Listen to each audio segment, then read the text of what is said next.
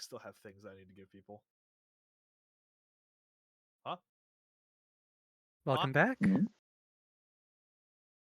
I was talking about like my artificer infusions.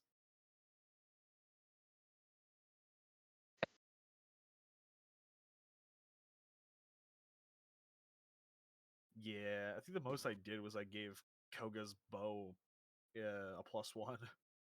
That's it. Oh, I forgot to unmute myself on my stream too. Oops.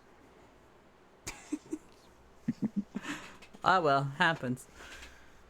We're gonna just like chill for a couple minutes while people kind of filter in. How was everyone's week? That's good. It was crap. Oh, Yeah, lost a friend group, broke up with the girlfriend, Oh, 3 days jeez. without sleep. But I'm fine now. I didn't know you broke up with your girlfriend. I did mention it was pretty rough time. Yeah, but all you mentioned was Oh. that you lost a friend group. Yeah, that the losing the girlfriend kind of happened like 2 hours after I told you. So I didn't, like, Jeez. Oh, Yep. That's so rough. I'm Jesus. sorry. Sorry to yeah, hear that. but that's Hey, life. that's So. what D&D's for. Mhm. You get to exist in a different place for a while. Oh yeah. How are your 2 weeks, Komodo? Uh, Fuck me. Um, they were good. That's good. Now, I feel the need to remind everyone that the people who missed a session previously will be the only ones doing redeems, besides hydrate and stretch. I will. So, today, any redeem that goes through has to be done by only Komodo. It would have been I too, but she'll be doing that next week and the week after that. If it means anything, Komuro, I had to do like 8 RRs last time. It was, yeah. I know. I all at watched. once. I watched the stream. It It happens was pretty. It live. was. It was 4 hours of torturing you. It was pretty fun. That's what he likes. Okay. Also, Miori, you're a little quiet today. Ah! Masochism. Yeah. You're a little quiet today. Kaga, did you shoot Leroy a text? I assume she passed out. I would assume so. Oh, that poor girl.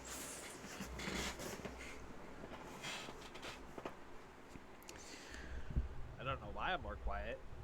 Yeah, I don't know either. But you are kind of more... I'll turn you up, don't worry.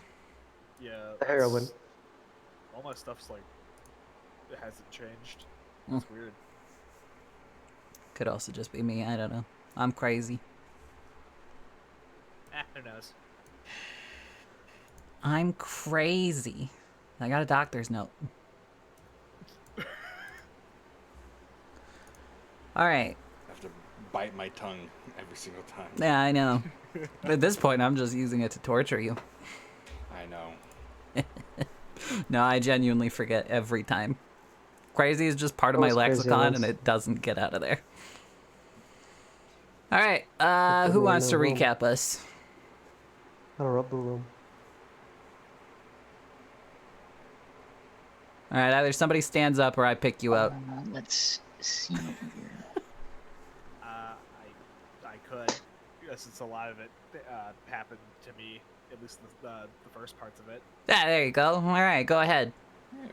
So, Oh, hang on, let me get some creepy, spooky music going. ugh. Yeah. I'll play the same song that I played the entire stream last time. All right, go That ahead. shit was looping. It was looping. All right, so I woke up in my room. Mhm. A little strange, but I got up and everything seemed normal. That wasn't until I walked outside and looked out a window and saw everybody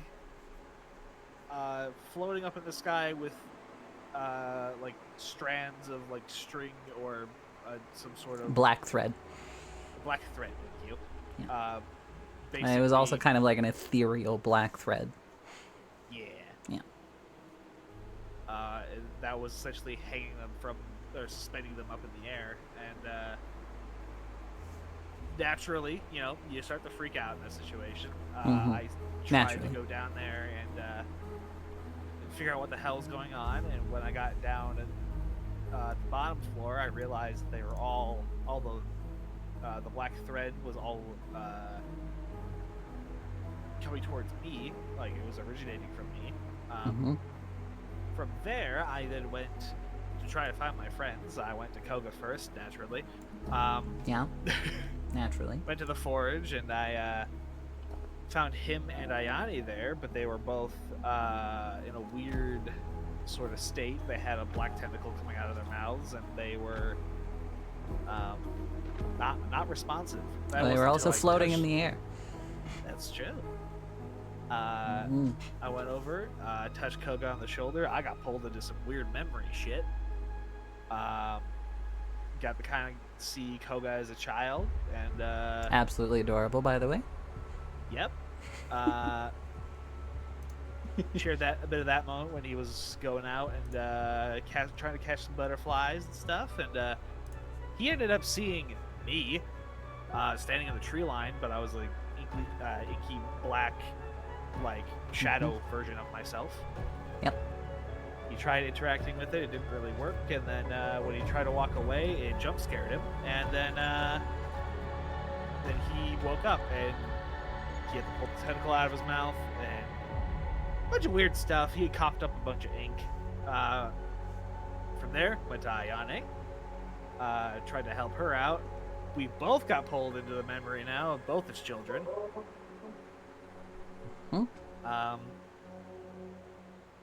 Yeah, it was pretty nice. It was pretty calm and very happy for a moment, and then when we saw Ayane doing the similar kind of thing coming from the tree line that I was in Koga's memory, or sort of dreamlike, whatever it was.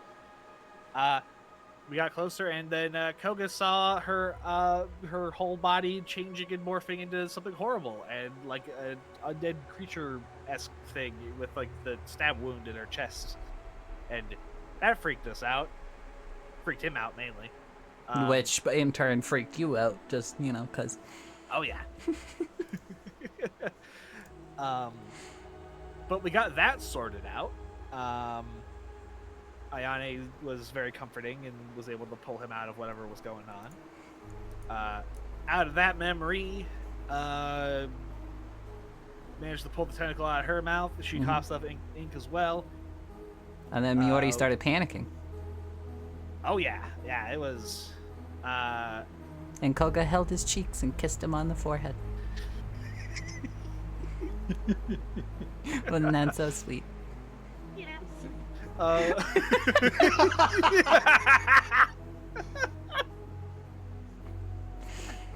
From there, we all went outside and we went to the big Sakura tree to find Sakura, and she was up in the tree, and her little friend Momo was even higher up in the sky. I climbed up to try and grab her, and when I touched her, went into another dream thing of when she was young as well, with when she was in the volcanic area with the big mother tree, the big mother Sakura tree. Baby Sakura was also stupidly adorable. Oh, that was really cute. And similar thing to Koga, where they saw me far away. They wandered for a little bit, then they saw me. When we started talking and interacting, this time I was able to actually talk and interact. I stupidly called myself a flesh tree. We're gonna gloss over that. We haven't glossed over that.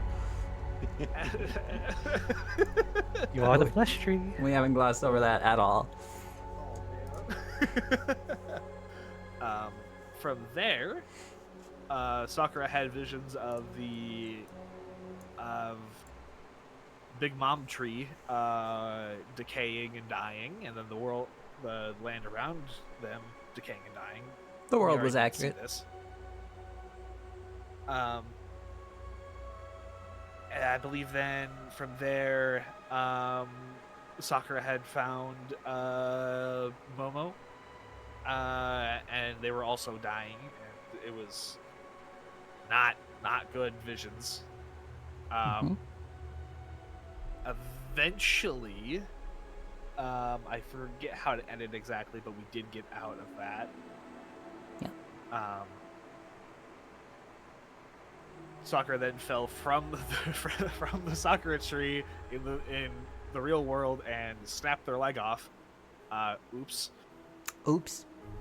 Yep. Oops, one My leg. bad. Yep. Yeah. But we had Sakura back. And from there, we couldn't get Momo down from the sky just yet. We went to go find Utsuwa. Over in the like the pottery Workshop. workshop. Yeah. And Utsuwa was in pieces floating around the room. Yeah, that was fun to describe. I like that one. Yeah. That was good. So just repeating basically what we've been doing, where I walk up and go into the weird dreamscape thing. And this one I felt was a little bit weirder. At least it was harder for me to follow. It was kind of strange. But It was meant to be strange. oh yeah, Utsuwa kind of experienced sort of their past as a As a construct, an artificial Yes. being. yes, a construct. Yes. Yes. And they had even spoken to their creator within this. I believe when they were out on patrol, they ran into me. He was meant to experience the city in which he was created so that he would be ready to take on the memories of everyone there. Aha. So he was just wandering. Yep, and he then ran into me, and it was another strange interaction where I called them, Utsuwa, and it was a weird situation of, how do you know that name? Why do you know my name? Do I have a name? Yep. It was very strange, but eventually, I also kind of forgot how that one ended exactly. Oops. It's okay, I forgot to. We eventually get out of that dreamscape, pulling Utsuwa back out of that. We kind of try to put Utsuwa back together before some extra fucked up shit happened to me, where I then suddenly got taken over by oh god, my brain is not working. The calamity What of is my madness, wife's- Onmei. Unmay, thank you. I need to start remembering that before she actually kills me. She just might. Unmay took over a little bit, and I started. My eyes went inky black, and I started getting pulled up into the sky, and all the other people were starting to get pulled as well. All the other ones that were floating, and it was not a good scenario. So Koga did what he thought was right, and knocked an arrow back in his bow and shot my arm off. Yeah, Koga rolled, what was it, 24 or 26? It was quite high. Oh, Those yeah. are, Yeah. He shatters the arm, and it does save me. Unfortunately, also released Onmei. Yeah. So it was real dicey, real scary for a second. That was until Miri showed up and really saved our asses again. Mm-hmm. From there, Miri started fighting with Onmei, while we tried to leave and evacuate whoever we could. From there, it got even worse when we met Val. Or Valentine. Valentine, yep. Hello, my dear friends.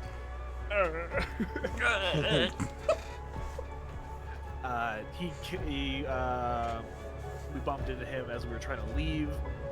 It was pretty tense talk and confrontation where we're like, please just let us leave. And it's like, he's probably just going to kill us.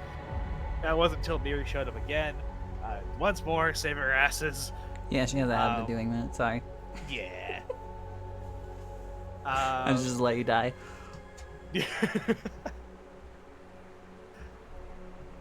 She manages to prove that whatever Val could do would not be enough to kill her, and his blade ended up breaking, and they kind of said their goodbyes, and he actually kind of turned away, luckily for us. And I think that's pretty much where we're at, is right after Val leaves, and we're kind of left there with everything that just happened. Right? Yeah, you are missing your arm. It was bleeding quite badly, so you were basically gone from blood loss, essentially. You were half conscious at most. Yeah, that's pretty much it. Oh yeah, with a tourniquet on. That's pretty much it. You got the whole recap. I gotta look out for my boo. You know? Onmei ended up being taken by Miri somewhere. She was kind of like passed out in the sky. She got, I don't know, something happened to her. She was still floating in the air. There was those black droplets of ink rain that kept appearing and falling, and then yeah.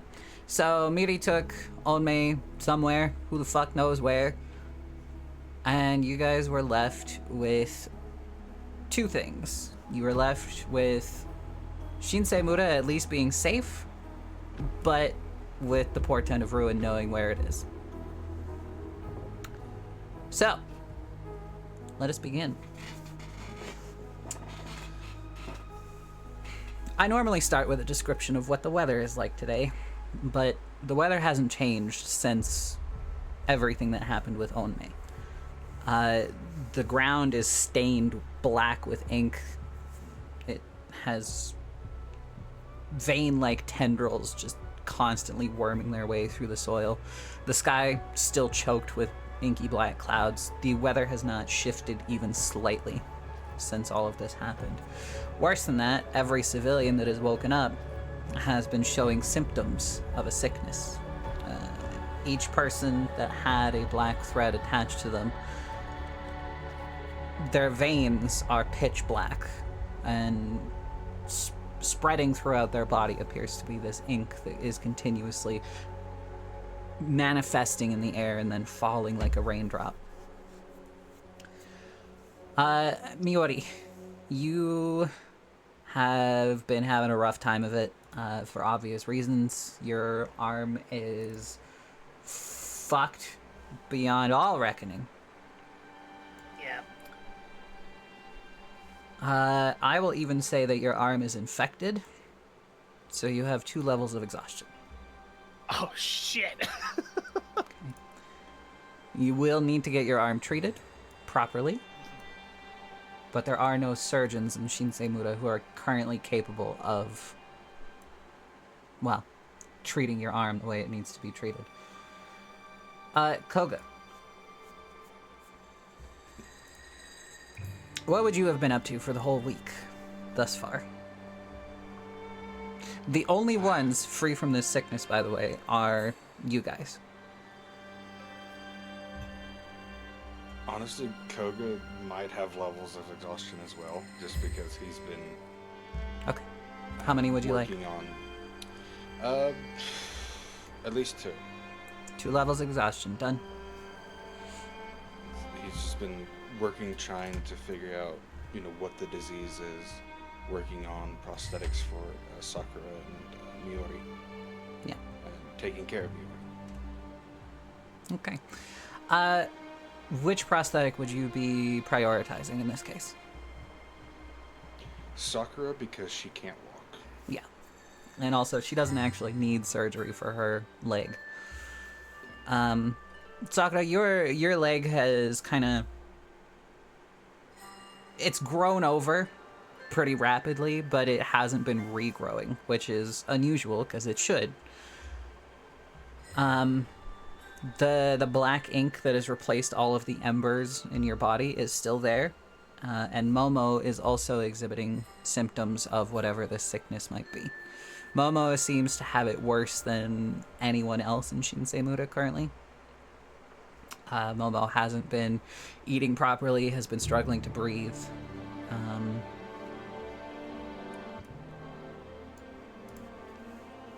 Yeah. Komodo, what are you up to over the week?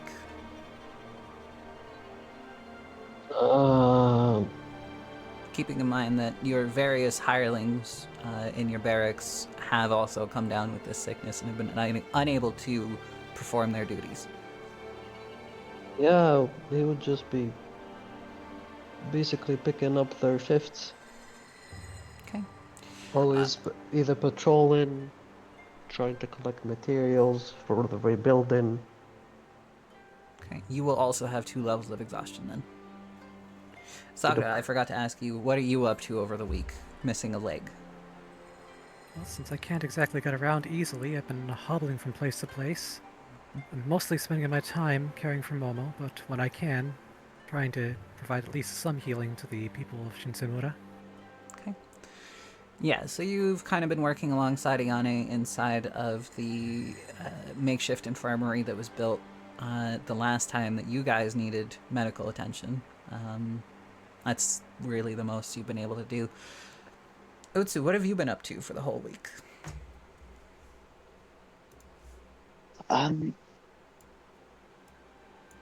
I figure probably just helping out, like, I guess rebuild. I don't know if there's too much to rebuild. There was the fire, but not much physical damage from the whole Unmei thing, I guess.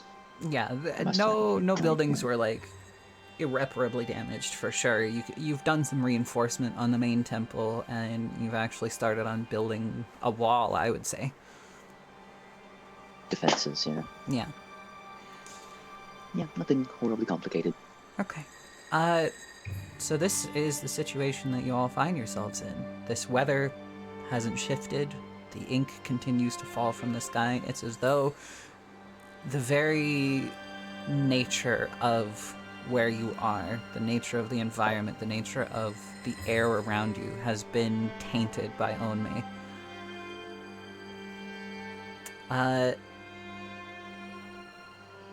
Yeah, Miori, you are horrendously sick because of the infection.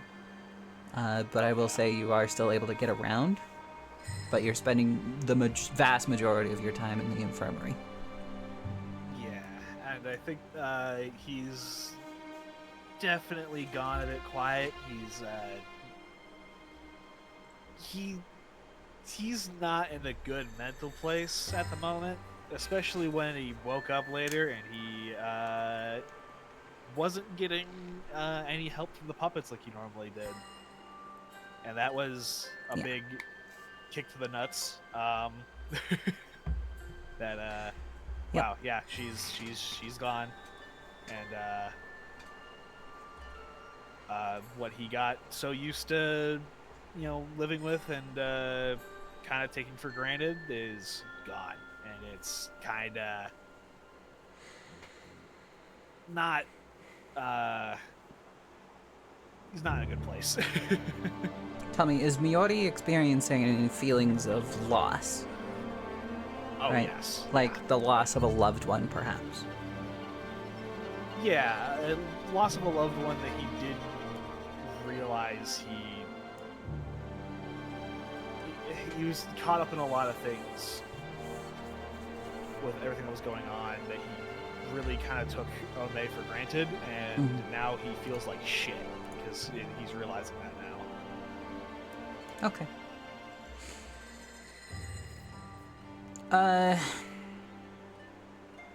I will leave the floor to you guys. Whatever you want to do. You're in control at the moment.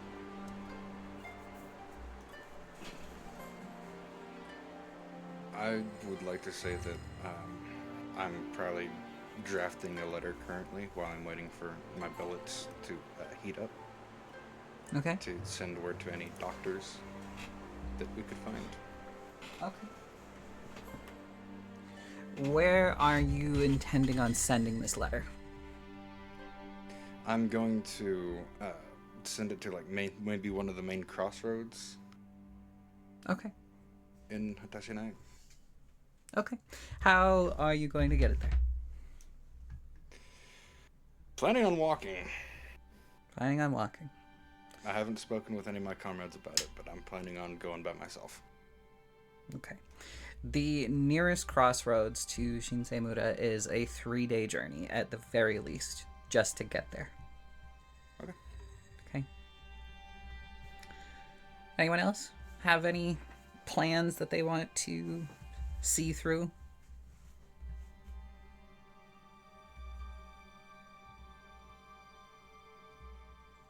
Um, Oh. Feel free to go ahead. Okay, good. I'll make mine quick. It's if Miori ever feels good enough to get up out of the infirmary for like a little bit, he might go back to his little puppet workshop and kind of tinker around with some things to try and get his mind off stuff. But ultimately, he's not doing a whole lot right now. Okay. So We're going to say that right now you are in your puppet workshop, and we're going to do something interesting. Please roll a d20 for me. okie dokie. 8. Okay. You've been quiet about this over the last week, but you have been having flashes that at this point you're sure are visions of or through Onmei's eyes. They don't last for very long. They come and go. Usually when they happen, it's almost like there's a very sudden migraine that comes out of nowhere, lasts for maybe 15 seconds at most, during which time you are certain you are seeing through Onmei's eyes, even though you can still see the place where you exist currently. And then everything stops. Your head no longer hurts. You don't see anything out of the ordinary. You aren't seeing like a double vision both through your own eyes and through Onmei's eyes. And the umbrella that you were given by that old Kitsune woman has been strange. You haven't been able to let go of it. It's always been by your side. But you haven't figured out anything to do with it yet. If you would like to invest time in trying to figure that out, you're more than welcome.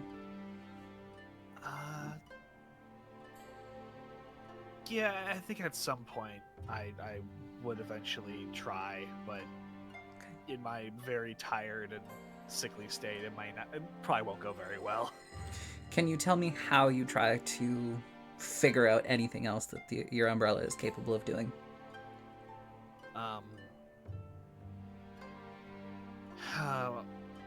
Last time I was messing with it, I felt like I saw, I think, an eyeball for a split second when I was opening and closing it fast. So I'll kind of just be sort of maybe sitting with it for a little bit and just kind of opening and closing and looking it over and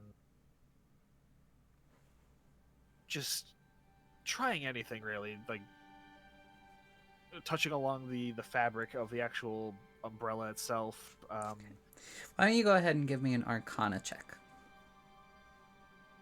Okie dokie. Would that end up being a disadvantage because of exhaustion levels? I don't remember what they do. I'm going to say yeah. It's hard to focus right reason now. from 24 exhaustion, so it's a -4 if he has 2 levels. Okay. So not disadvantage, but you just get a -4. Weirdly enough, I rolled it at disadvantage. It rolled the same number, so it's you a 18 total. It's still not bad. Yeah. You find yourself in your workshop. You have the handle of the umbrella kind of stuck in one of your vices so that you can actually manipulate it with your one remaining hand. And honestly, you're just kind of looking around it at this point. You're feeling along the fabric. You're trying to find any sign of what you thought you saw. But unfortunately, today, like every day that you've been looking at it, you don't see anything, you don't feel anything. And with an exasperated sigh, you decide to give up and start going back towards the infirmary before you hear a small voice. She's left you in quite a state, hasn't she? What the fuck? I mean, to take your entire arm from you, just like that. Well, that just wasn't very nice, was it? And as you turn to find where the voice is coming from, you see the umbrella turn itself in the vice, open one gargantuan eye on the fabric of the umbrella, and stare at you, while a tongue snakes out from underneath the fabric. Yeah, I'm gonna initially kind of stumble back and probably knock into some things. Oh, Careful. You don't want to hurt yourself any more than you already have.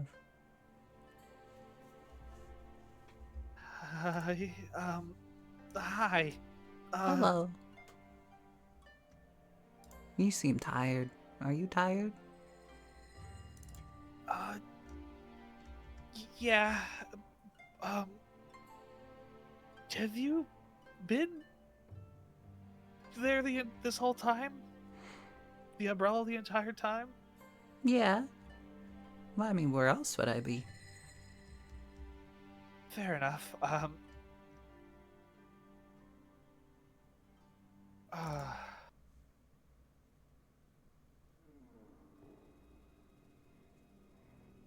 Are you like a spirit in this umbrella, or what are you exactly?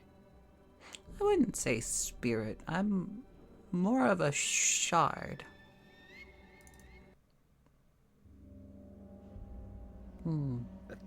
Shard. Yeah, I think a shard is a good way to put it. A shard of what? Well, I'm the same type of shard that you are. And the eye just kind of blinks and looks at you innocently.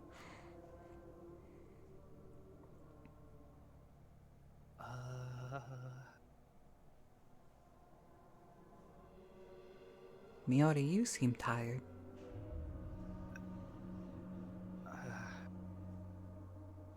Yeah. Why haven't you been sleeping, Miori?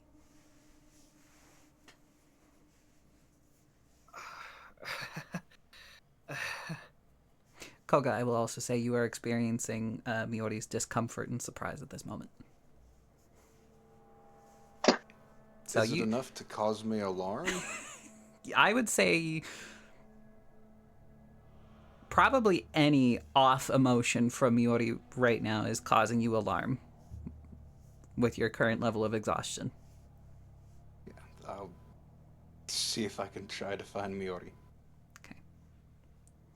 Okay. You can make an investigation check if you like, DC 15. So this will just be a flat roll with the -4. Sweet. Oh no.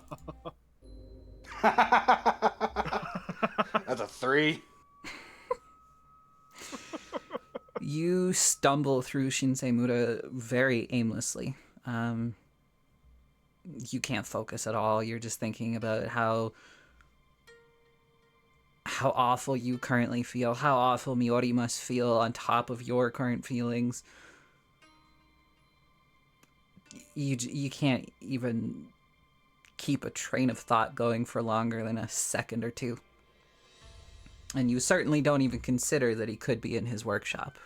Your first destination is the infirmary, and when he's not there, you start to panic a little. Miori. While he's searching, what are you up to with the umbrella?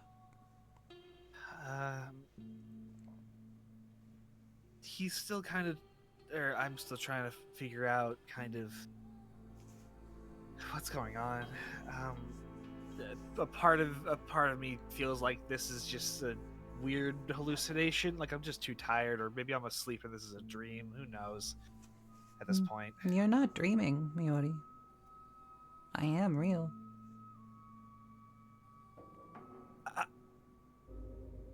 do you Read your thoughts?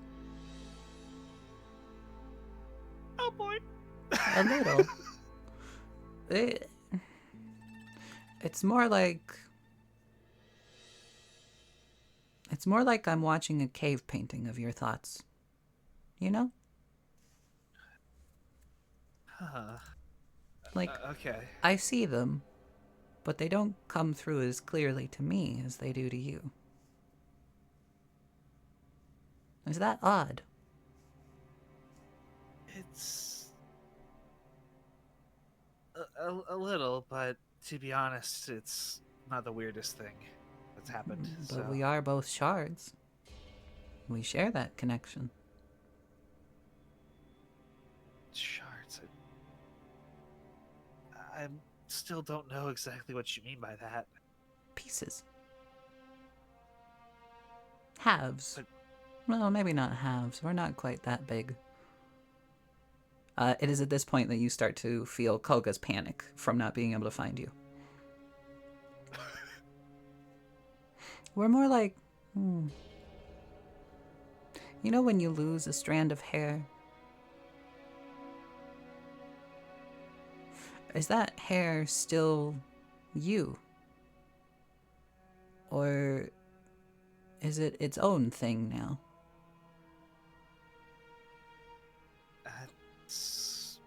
Or is it a shard of you? What you were when it fell out? I suppose... yeah, it'd be like a piece of you.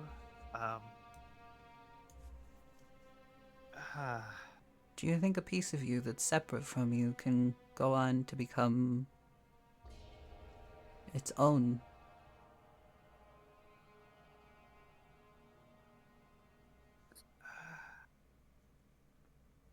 I suppose so, yeah. Well, that's good. I think your boyfriend is looking for you.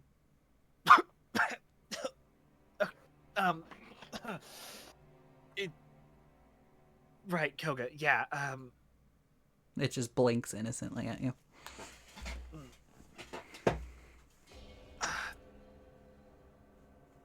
Here, pick me up. I'll bring you to him. Oh, okay. I'll go over and undo the device and pick up the umbrella. Okay. You start to feel a gentle tugging from it in your hand, leading you in a direction, which is out of the puppet workshop. And the moment you step outside, it opens itself and raises above your head. I see the rains are still falling. It's been a while since I've had to protect someone from these. Anyway, your boyfriend's over here. And it starts tugging your arm along. Koga, you see after a moment of like panic, you're just kind of standing in the courtyard, like breathing heavily, combing your fingers through your messy, unkempt, and quite frankly sticky hair from all of the black ink that's constantly falling into it. And as you're kind of just like pacing in a small circle, trying your best not to absolutely freak out. You stop because Miori is being led along by an umbrella that has an eye and a gargantuan tongue hanging out from it.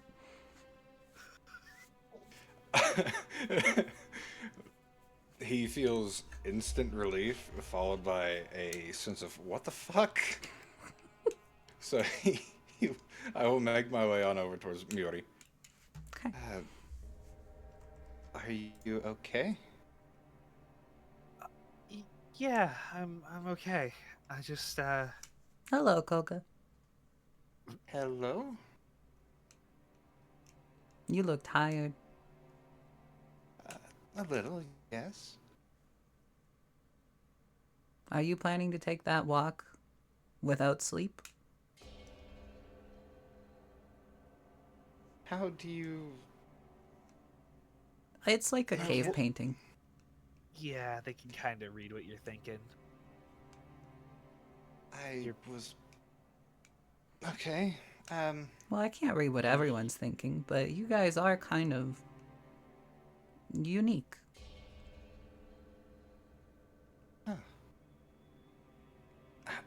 to answer your question, I was planning on it, yes? You probably shouldn't. Where are you planning on going? Just for a small walk, no need to worry about it. Oh, I forget that since you guys are constantly sharing thoughts, Miori, you would know fully what's going on here. Oh, never mind. And Koga's lying.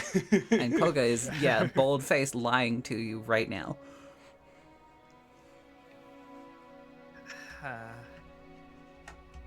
You're not running away, right? I wouldn't run away. I'm trying to find help. If You know, it's a little funny that you try to lie to somebody who knows everything you're thinking. Do you do that on purpose, or is it accidental? Well, I was trying to keep people from deterring me from going to find help, but... Well, but then what happens when you need help? You would definitely collapse on the road, and then what would happen? People wouldn't even know where you were. You're not very good at thinking things through, are you? Not in a state of panic, no. Well, stop panicking then. It's a little hard. The umbrella kind of pulls Miori closer to you, Koga, until you're both standing underneath it, and you're finally free from the ink rain. Well, hard things are worth doing, aren't they? Sure. Sometimes. Sometimes. Is anybody else like paying attention to the courtyard at this moment? Because yeah, Koga and Miori are just standing in the courtyard talking to an umbrella right now, which is a little odd. Perfectly normal behavior. Perfectly normal behavior. Good for them. Perfectly normal for these two. Good for them. Good for them. Yeah, so you're wandering by, like, carrying a log to the resources stockpile, and you look over and you see them both under this umbrella that has a gargantuan tongue. And you just kind of think to yourself, oh, good for them. And you continue on with your day. Yep. Anybody else? Or are we letting the femboys have their moment? What's the plan here?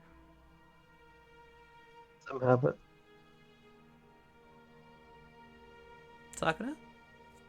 I'm a little bit busy not being able to walk, so I doubt I'll be in the area. True. Well, here you two find yourselves in the center of the courtyard, talking to an umbrella that is asking some difficult questions. Do you have a plan beyond this? I mean, You get help, then what? I. Well, there's no sense in lying. I didn't really have much of a plan. Hmm. I was gonna try to find, like, knotweed, maybe? It's good for antibacterial. Does this look like a bacterial infection to you? Koga will pause and then look to Miori. Can I see your arm, please? Uh, yeah, sure. I will kind of hold up whatever nub I got. Yeah, it ends about halfway, or like a quarter of the way down where your forearm would have been. So it's just a clean cut. Um, so you hold that bit up. And as you do, black ink seeps out of the bandages and falls to the ground. I don't even need to inspect it. Okay, it's not bacterial. That does not look bacterial to me either. And as you guys look up, there is an eye inside the umbrella, like on the inside of it, looking down at you. It's a little creepy, but kind of cool. I'm gonna be honest. Thank you. Yeah. I try. And as you guys start talking with each other, that tongue snakes down and licks some of that ink.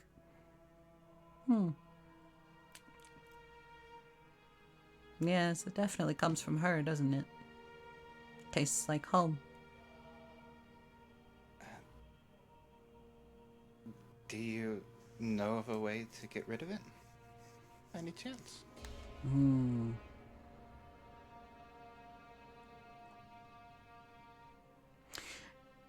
In the 3rd century, before Onmei was sealed, this rain was falling all over Hateshinai. Everyone was sick. It's kind of odd that you guys aren't sick. You're just exhausted. You're just kind of making yourselves sick. But I never saw how it got cured. I fell asleep before that happened. I only just recently woke up. It was a good nap, though. Okay. Do you guys have food? Oh, I'm sure we have something. Yeah. Do you Yeah. need to eat? Yeah, I'm a little peckish. Yeah, I'm sure we can find something. Okay. And then it just wanders off to the kitchen. Like, it pulls Miori along to the kitchen. I'm like, I will follow. I want to involve everybody else, but nobody else wants to be involved.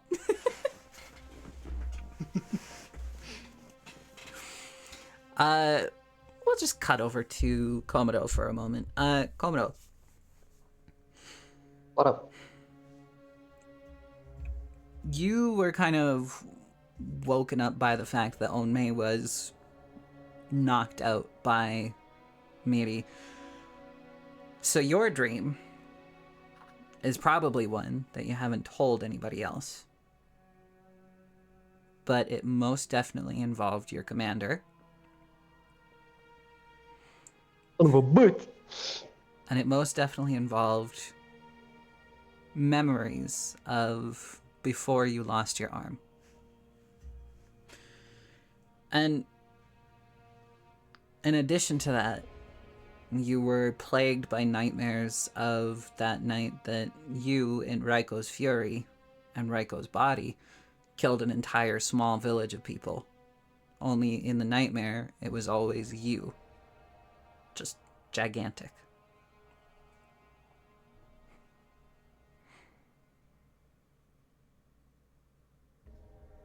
You've counted every time you've had that nightmare. You killed 14 people that night. People who most definitely didn't deserve it. People who were just victims of your rage and fury that you could not control. And that is the state that you have found yourself working in for the last week. So what are you up to right now? He would be in the middle of the forest. He has tried to keep this under wraps, and probably no one noticed him because everyone's busy dealing with their own Mm-hmm. fucked up consequences. But he has made what is essentially a funeral pyre for with like 14 symbols on it. Mm-hmm. Uh, he has set his mace-like club alight to light the funeral pyre, and he has sat down, and he just closes his eyes, tries to mourn those people. But that's just one part of it, right? There's just one part of the emotion, just the guilt. Mm-hmm. But I will also say, there's anytime you close your eyes, you see them and you hear them screaming underneath your foot as it comes crashing down. rest in pieces for real. The guilt is a huge part of it, but another part of it is the immense weakness he feels.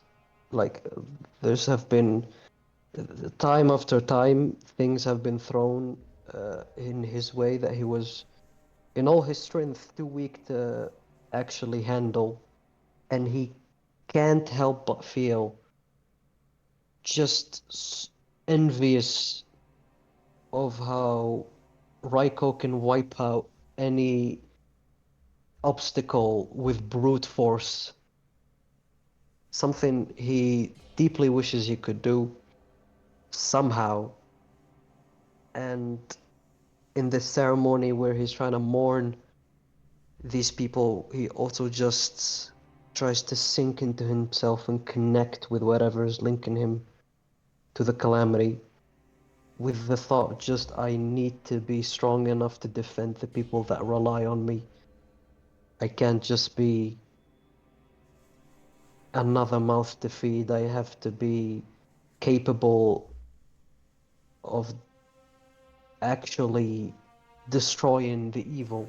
I can't just call myself good. Okay. I'm going to get you to roll. We'll do wisdom again. -4. Mm-hmm.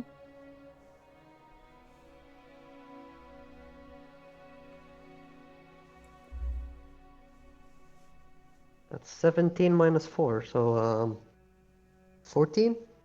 That's 13. No, 13, yeah. So yeah, you do your best to meditate in this current state, listening to the crackling of fire from this pyre. It's hard. There's so many thoughts floating through your head so fast. It's all going out of your control.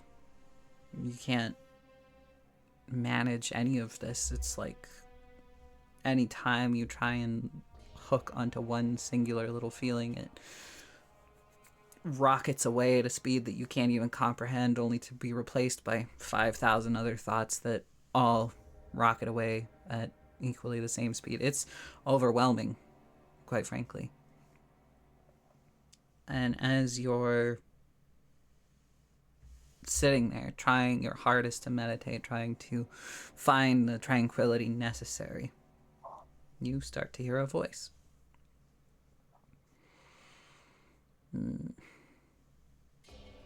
I've never been more offended to have such a fucking weakling connected to me. And yet here we are. You are looking for strength. You didn't even have the strength to protect your own arm, much less the people around you. What do you think you're going to do, little cub?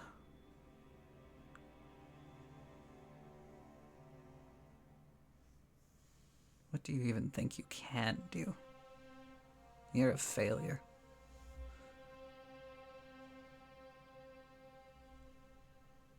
One day I will crush you. I want to break them. You can't break anything. You think a broken weapon like you has the power to break anything? You can't even break the blades of grass that you walk on. You're weak. And you disgust me. Just as you disgusted your commander. Just as you disgust the people around you.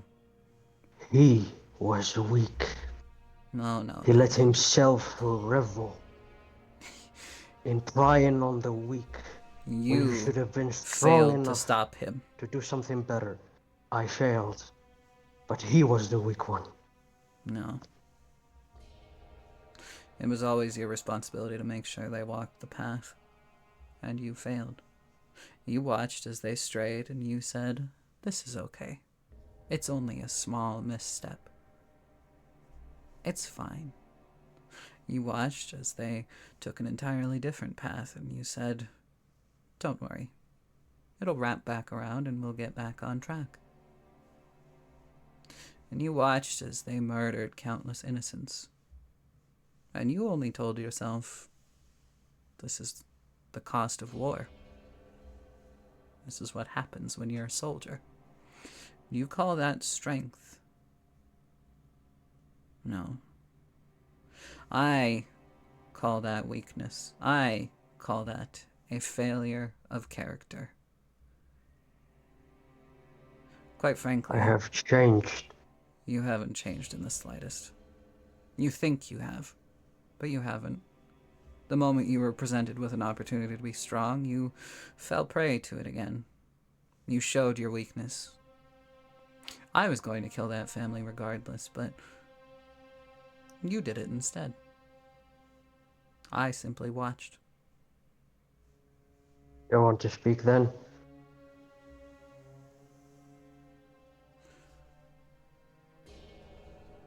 You will be crushed, whether in mind or body. It's only a matter of time. But by all means, if you think you have the strength to face me, you know where I am. You know how to get here.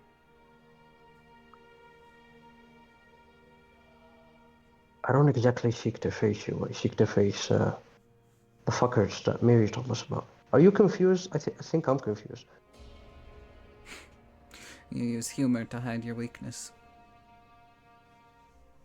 No, actually, I'm confused. It's cute. You see, whatever this link is, I don't think you should go in anywhere. I am seeking some type of enlightenment here. I don't know, you've been alive much longer than me. It can't be all there is that you mock me. There has to be something here. Does there have to be? Yes. Do you think this is anything more than happenstance? That some crazy old bat who's been around for far too long didn't just decide to give you this fate? Do you think destiny is real? Do you think in this world of accidents created by an accident, mothered by yet further accidents, is a world of destiny? Do you think you have some purpose, some grand meaning of your existence? No. You are a speck. My meaning of existence is to be powerful, to manage the weather on this planet, and to make sure that the others do not step out of line. And unfortunately, thanks to you and your little friends, one of us has. So I would say that if nothing else, your destiny is to succumb to madness, whether that be because of your own uncontrollable rage or because my sister has decided you no longer deserve sanity of any kind. That's your destiny. That's what awaits you. No matter what this link is, even though it can't be broken, even though it will, at times, annoy us both, there's nothing you can do about it. After all, you're nothing but a failure. See, the way I see this, You finally, you this paints suddenly you in a find terrible yourself light. alone in your mind. You don't hear anything. I'm gonna still talk. Okay. I know you're listening, you son of a bitch. I hope Mary doesn't kill me for this. Listen, the way I see it, this paints you, and he starts yelling in the middle of the forest. This paints you in a terrible light. For if you are the one to stop the other calamities from stepping out of line, then I should be the one to stop the cult that's making them do so. I am an extension of you, whether you want it or not. If I am weak, then you are weak. If I am weak of character, then you have no character. If my destiny is to be crushed, then your destiny is to be pathetic. If you are so prideful as to want to be superior to everyone else, then my strength is linked to your strength. And if I do not do something to stop what's happening, then you are the runt of the litter, while everyone else is doing better. So, Utsu, it's at this point that you walk by, going towards the forest for materials. And you just hear Komuro shouting into the sky.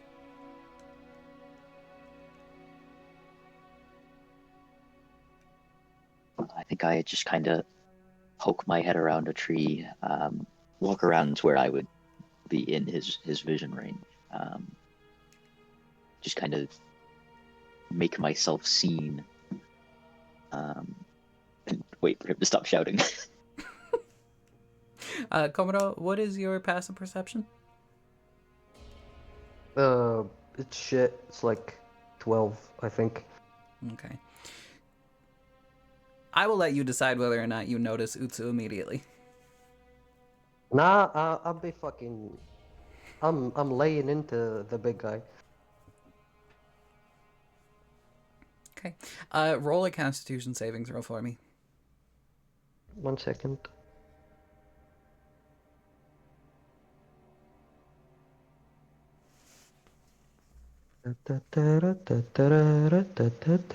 Oh shit, it's below 10. Below 10.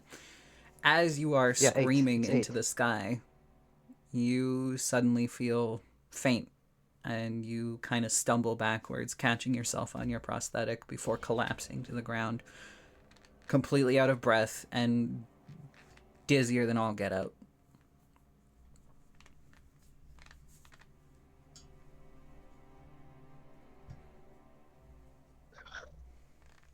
Fucking sick of this. And I turned around and I see Utsu.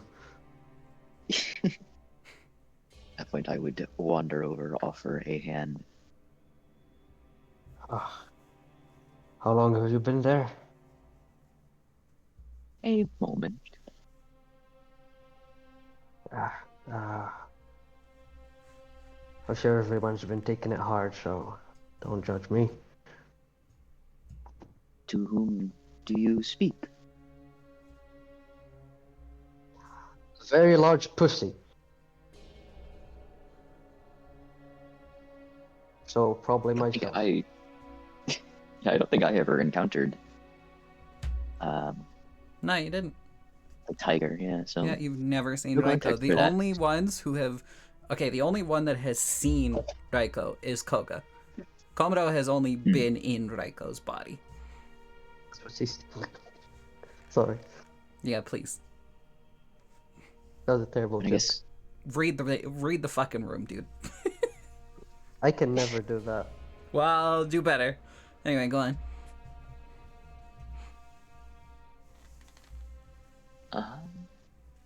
Well, we were told about the calamities. I will say, I'm not specifically aware what exactly he's talking about there.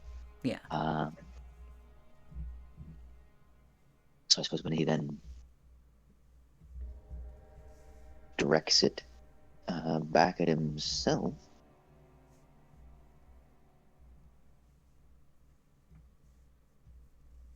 Oh, I would know what the slang is. I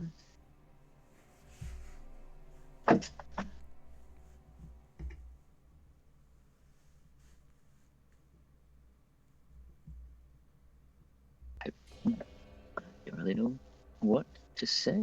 I think Utsu would probably just kind of. I would probably just kind of suggest.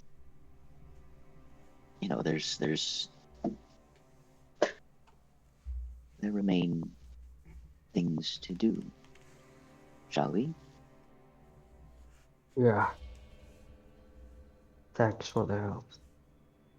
I'm just tired. It's been an exhausting couple of weeks. Indeed.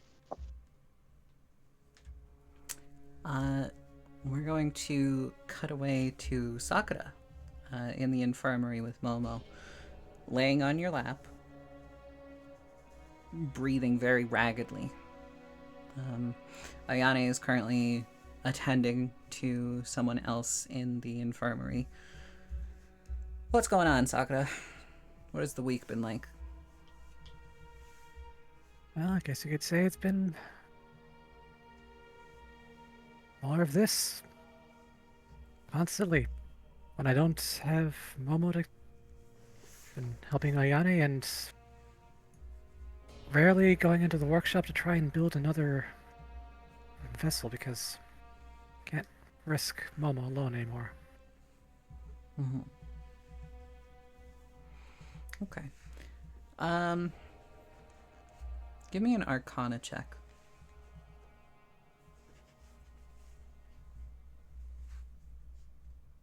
That's a 3. The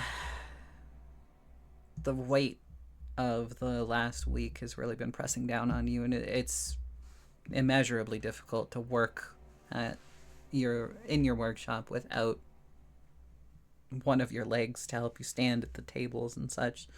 Even with a chair, it's just not ideal. You haven't been able to craft a vessel for the entire week for Momo, even though you're convinced that that would be all he would need. So you find yourself kind of dejected, feeling awful that you can't give Momo what you think he needs at this moment. And Ayane comes over. All right, let's take a look at your legs, shall we? And she kind of gestures for you to remove the coverings that you have.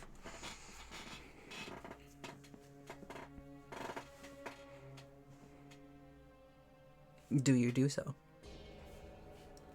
I don't see why not. She's a medic or doctor, whichever. Neither, but she does have some physician experience.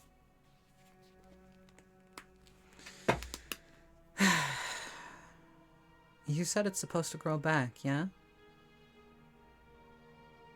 Well, I mean, the last time I lost a limb, it did. This ain't my first left arm. And correct me if I'm wrong here, but you're supposed to be filled with embers, yes? I had been wondering about that. This ink is concerning. It's getting everywhere, too. Yeah, I haven't been able to figure out anything about it, quite frankly. More concerning is the fact that none of us, neither you, nor I, nor Koga, Miori, Komodo, or even Utsu, appear to be sick the way that Momo and the rest of the citizens are.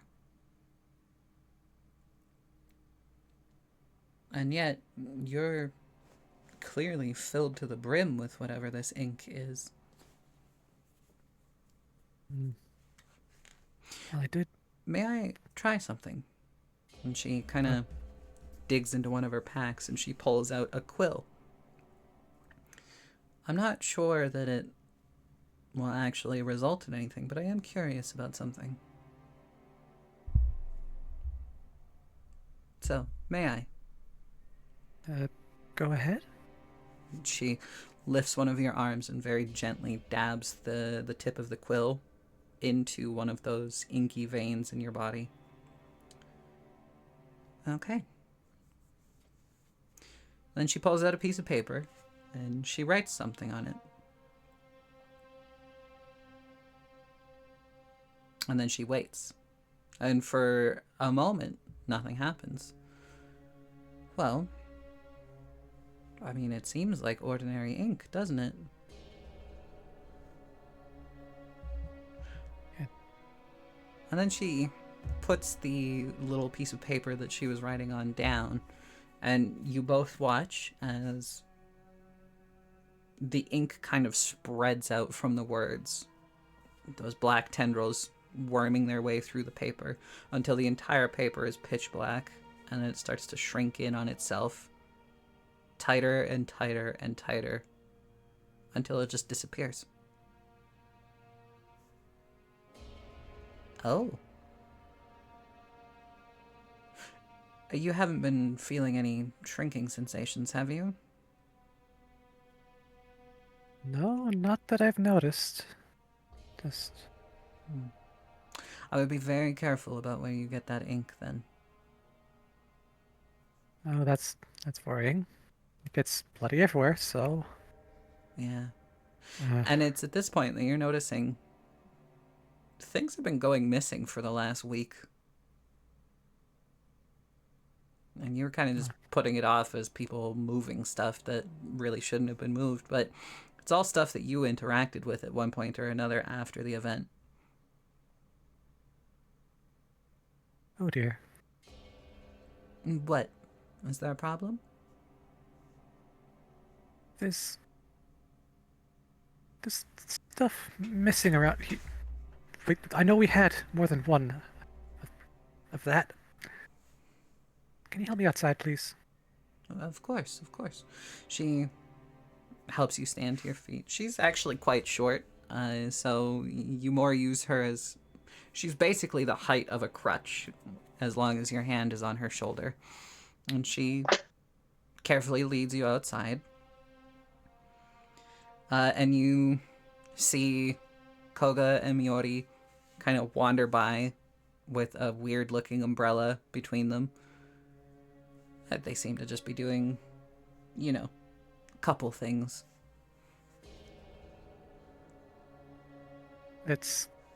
I'm naturally reacting a little because it's cute and all, but I'm a bit focused on something else at the moment, so I don't really do much else. Okay. Trying to get to a little clearing outside of the buildings.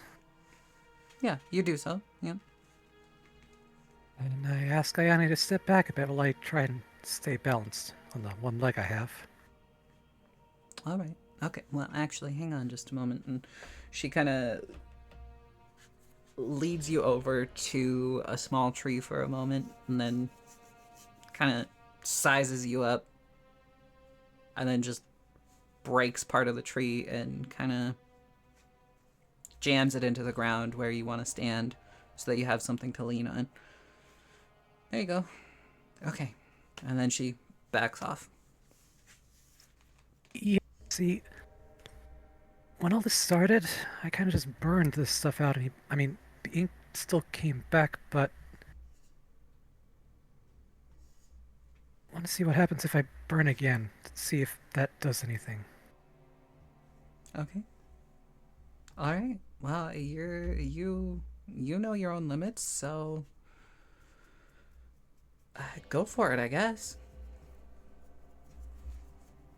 Yeah, so I use inner flame on myself and just The ink starts to glow, and as it does, what are you doing? Holding on to the branch that's keeping me steady, stable. Mhm. Kind of wishing I'd brought my own leg out here because it was a little bit more sturdy, but this will have to do. Have you been keeping an eye out for anything in particular? Like, what are you looking for here?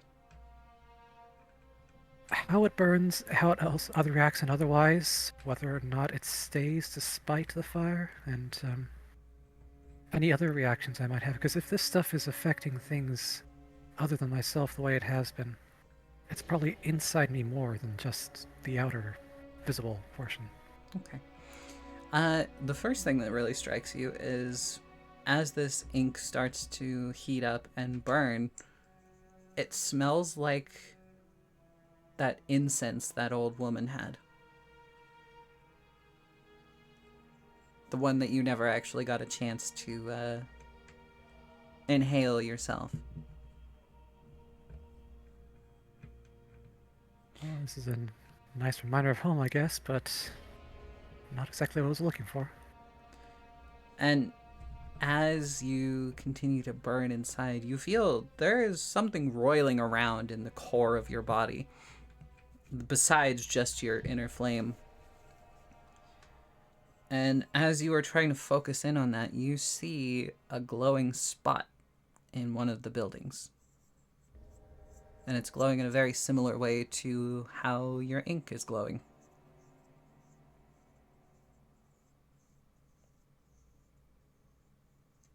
Well, I'm certainly not going to stop until I know for certain, so... Keep up the fire. Sorry? I'm not going to stop until I have at least some sort of sense of what's going on. I keep the fire up. Okay. Yeah, for as long as your ink is glowing, there is that glowing spot in your workshop for your vessels and such. And as you keep going, more light starts to pour from that building, as though somebody inside has lit a couple torches or candles.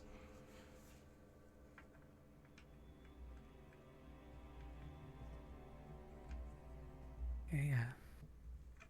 Nothing else is changing with the ink. Nothing is changing else with me. I can't tell.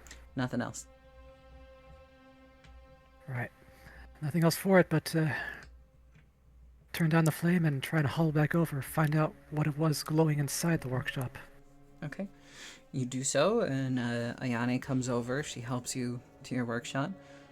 You see on the workbench one of your chisels that you couldn't find last week, or over the last week.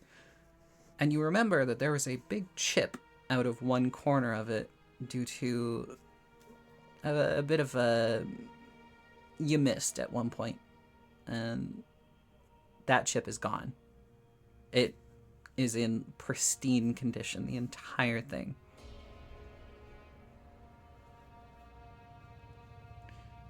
Do you see anything in here that's different? I mean, why did we come in here? Something was glowing in here, wasn't it? So, try to see if there's anything that's got any residual heat, because it's either that or just glowing from light, but it's based on the fire. It must be warm. Okay. She leads you over to the workbench, and she makes sure that you're able to stabilize yourself before letting you go. Okay. Things were glowing in here. What? I don't see anything glowing right now. I don't... And that one chisel, I know it was broken. I couldn't find it, and yet it's intact. She points at the one on the workbench. This one? Yeah, I know for a fact that was busted, at least partially. She picks it up with her bare hand, and she turns it over for a moment. Well, it is quite warm, actually. If my hands weren't charred beyond belief, this would probably be painful. You're sure this one went missing? I know for a fact, because Okay. I'd recognize that one. I had a bit of frustration after it broke, and I kind of...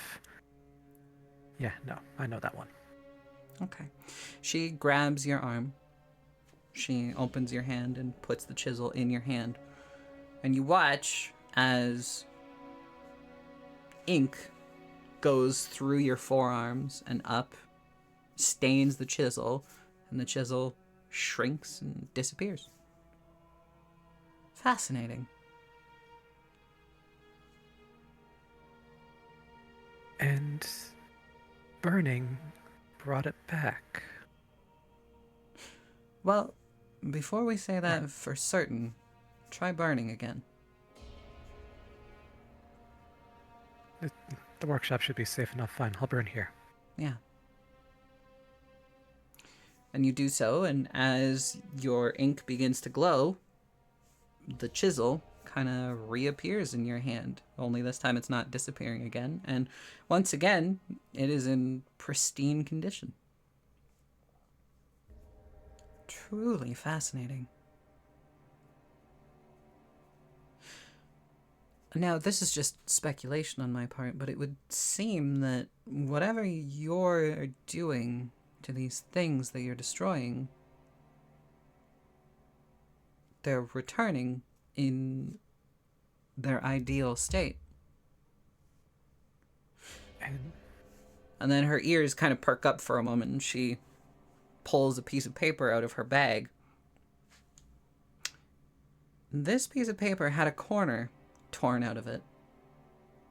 That was the piece that I wrote on in the infirmary. And she holds it up, and it's perfect.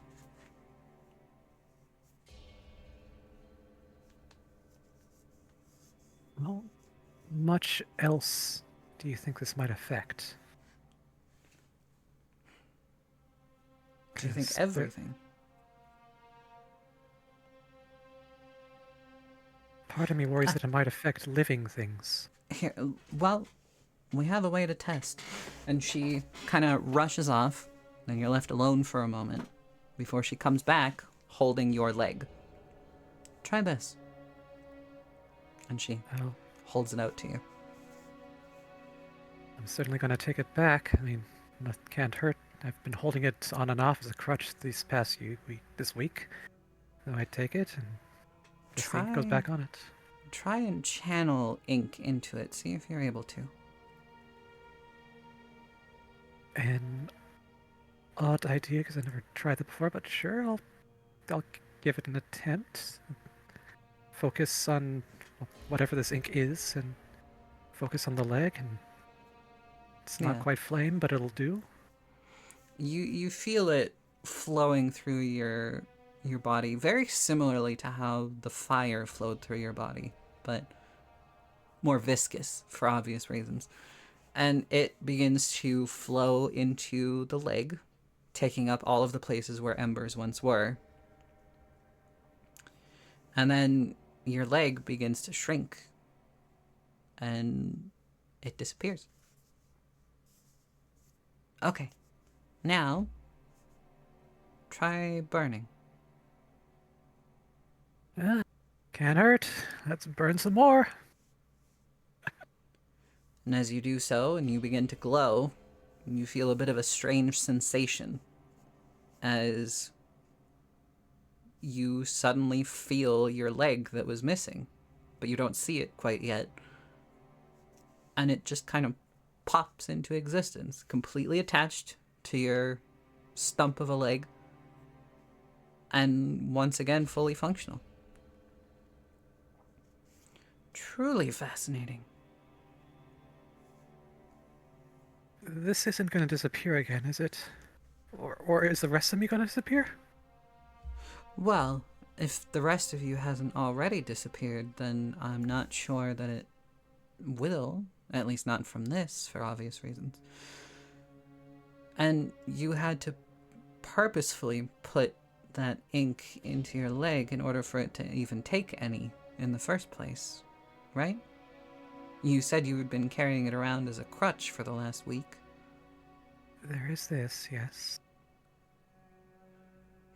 And For the didn't time absorb- being, I would avoid personal contact, now that you are able to walk again, in the off chance that you accidentally flow ink into somebody else, there may come a point where perhaps it's not as easy to bring back.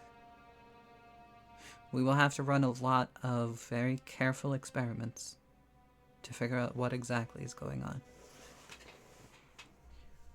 On the other hand, what if I could pull it out? Pull out the ink.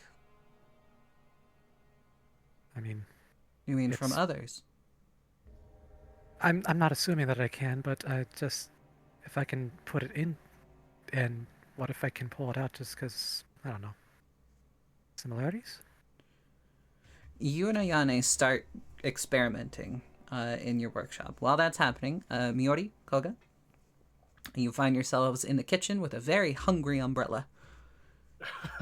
It's been so long since I've last eaten something.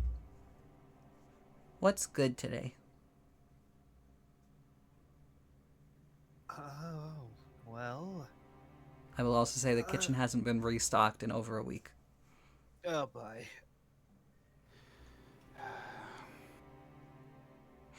Probably have some more preserved things. Maybe, let's just go see if we can find anything.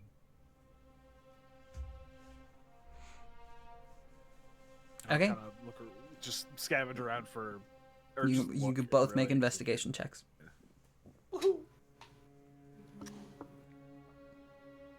Investigation check, and then it's gonna be -4, right? Yeah. Yeah, -4. 18. 18? Miori? And so it's just gonna fly. That's a 4. Koga, you find some preserved meats. Well, here's some preserved venison that we have.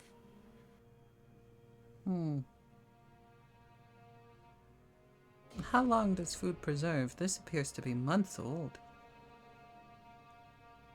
It depends on the process. If you dry age it, it'll last a while.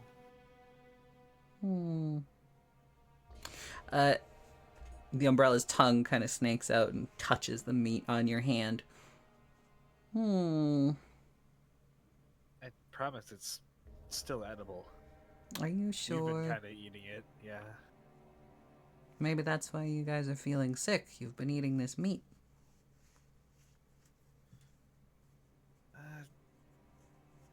Could be, I suppose. And you find yourself stuck with an umbrella that doesn't seem to like eating old food. Who is just constantly like touching that meat with its tongue and then going, I don't know, it doesn't seem quite right. There's something about it that's a little off, don't you think? If you think it's off, then we can discard it. I'm sure we could find something else. That's alright. It's been a while since I've eaten. I can wait longer. There's someone coming. And the umbrella turns.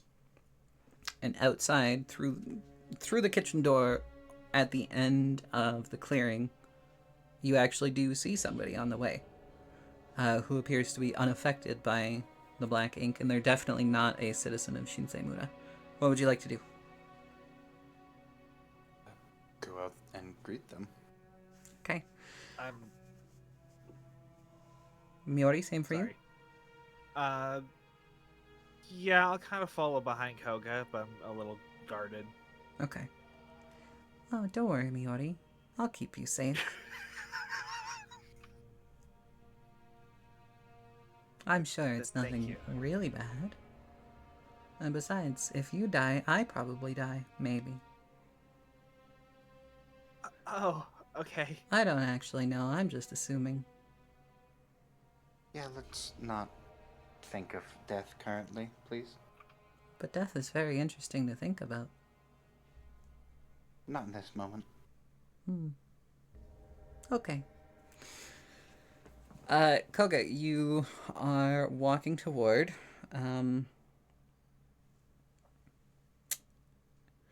fucking remind me what the hell the evolution of your species is called. Oh, oh hell, I was thinking about it earlier. I think Ryujin, I think. Ryujin. That's the one. Yeah. You are walking towards what appears to be a Ryujin. Possibly even a mixed... God, I hate to say mixed breed. Half evolution. Yeah, what appears to be that. They aren't displaying any Tatsumi traits, but they are very much displaying traits of a Ryujin.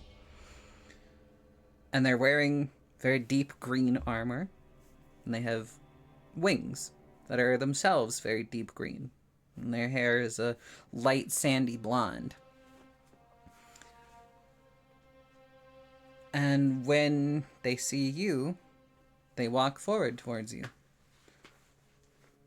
Hello. Hello? It would appear that this place is in need of medical services. And they kind of brandish a very large leather bag that is clearly a doctor bag of some kind. That would be lovely, yes. Right, okay. Do you have an operating theater that I can work out of? It's rudimentary at best, but... Rudimentary yes. works. Who is most in need of care? I will just gently put a hand on Miori's back and push him forward. Yep. Hello. Hi. What? And they look at your arm. I see. Was that lost recently? Yeah, about a week ago. A week ago? And you still have not received treatment? It's been difficult. Ridiculous. Come, show me where the theater is. I will lead them. Okay. You do so, Miori. You're walking in behind. Your umbrella has gone quiet and folded itself back up. And you all enter the infirmary and lead this person over to the operating theater, where they immediately start to set out countless surgical tools, all of which are in pristine, perfect condition. They're all perfectly clean. Right, okay. Describe to me how the arm was lost, first and foremost. Well, it's a bit strange. It's, I had a, magical, prosthetic. My actual arm wasn't lost, it just was fitted over top of it. And that arm got destroyed, and I, suppose it cleanly cut my actual arm clean off. I see. And they give you kind of an incredulous look. Well, please, onto the table if you would. My name, by the way, is Kyo. Kurihara Kyo. It is a pleasure to meet you. It's nice to meet you too. Thank you for this. I'm Miori. Sasaki Miori. Miori, pleasure to meet you. Koga, Aranami. Oh, an Aranami. Here, of all places. Interesting. Well, a pleasure to meet you, Koga. I'm sorry to hear about your family. Thank you. Now, and they begin to kind of take off pieces of their armor, put them to the side, and they pull out some leather gloves from their bag, and they put them on. I was a physician in Mikawa. I just barely managed to escape the event of that night, and I have been wandering since. I was hearing rumors a few weeks ago that somebody had started a new settlement that was at least moderately safe. I presume this is the one. Yeah, up until about a week ago, yes. I see. Well, Koga, you aren't squeamish, are you? No. Good. Then I will need you to... And then they pause. When was the last time you slept?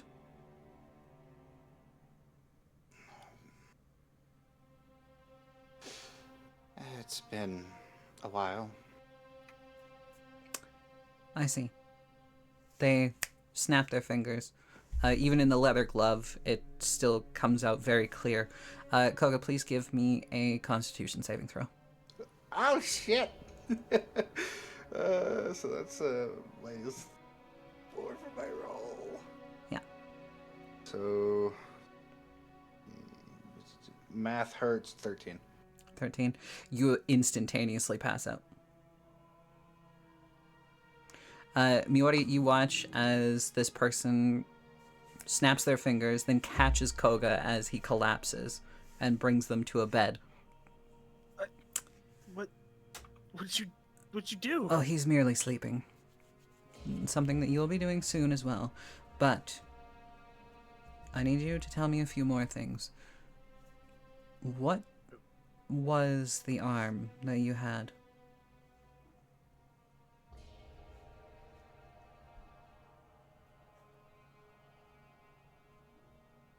Come now.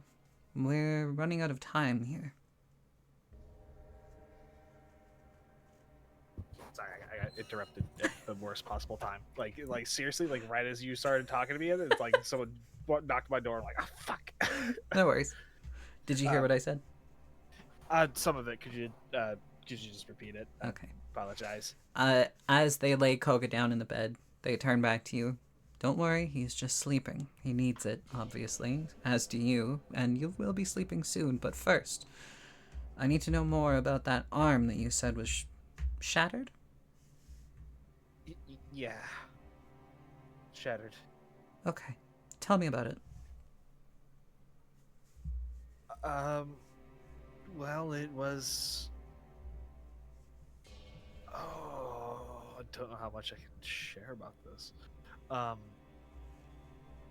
It was enchanted. It had these little puppets I could bring out. It was cursed, but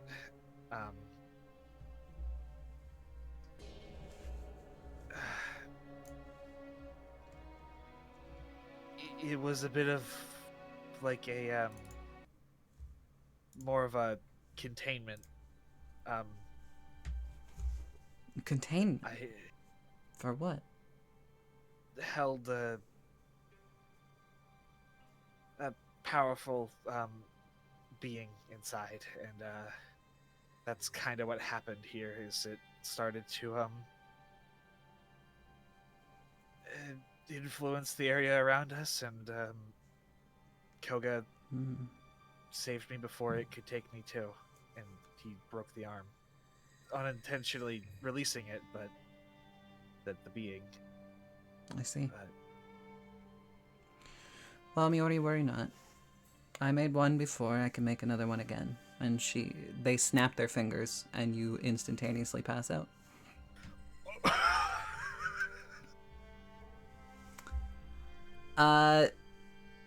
We're gonna skip ahead. We are going to skip 24 hours into the future. Miori, Koga, you both wake up. Miori, your arm is fully treated and properly bandaged. The infection has been removed fully. Neither of you have exhaustion levels anymore. Komuro, I am going to let you decide whether or not you slept in the last 24 hours to attempt to get rid of those exhaustion levels, or if you just stayed awake. Depends on whether Utsu took me to bed or took me to work. Utsu, what did you do? I mean, he would have taken you to to work immediately. I was working. Okay. Yeah, I don't know if I necessarily have the exact presence of mind to be like, oh, you need to sleep. Komodo, It's valid. you have 3 Carry on. levels of exhaustion now. I'm almost dead. You're halfway. You're fine. I'm gonna die from exhaustion. This is how I go, guys. Sakura, you have been experimenting with Ayane for the last 24 hours. You're going to have 1 level of exhaustion. You have not found a way to take ink out of something because everything that you try to interact with in terms of the ink just disappears. And you have to light your flame again for it to reappear. Well, that's frustrating, but at least we know for certain. Neither of us have slept in quite some time. I would say that we both get some amount of shut-eye and come back at this fresh, yeah? Yeah, there's You- no point in continuing when we can't focus. Yeah, you guys are absolutely surrounded by just various objects, tools, pieces of like broken tree that you've mended back into a full sapling.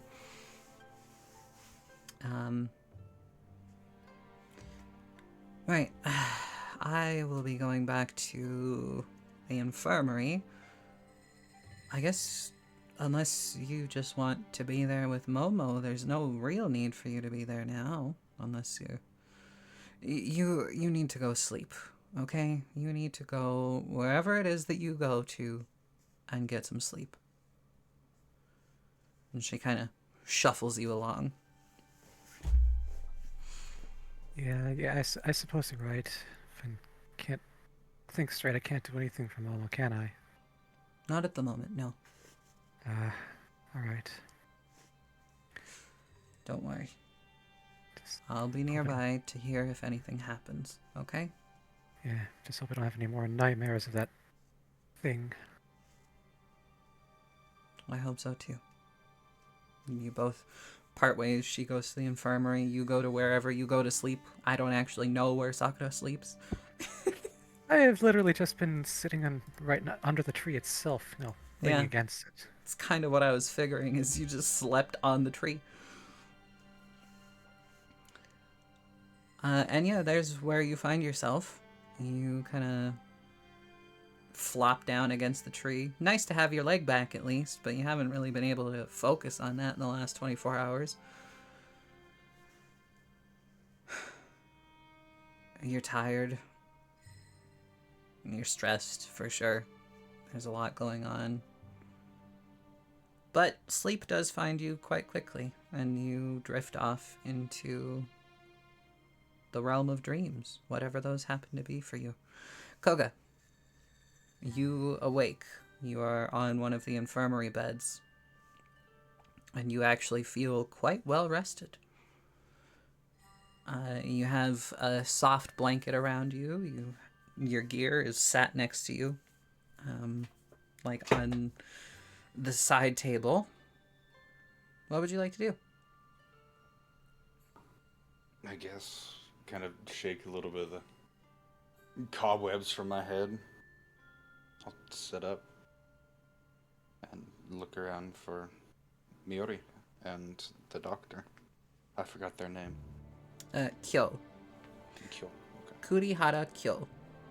I'll put it in chat for everybody, along with an image of them.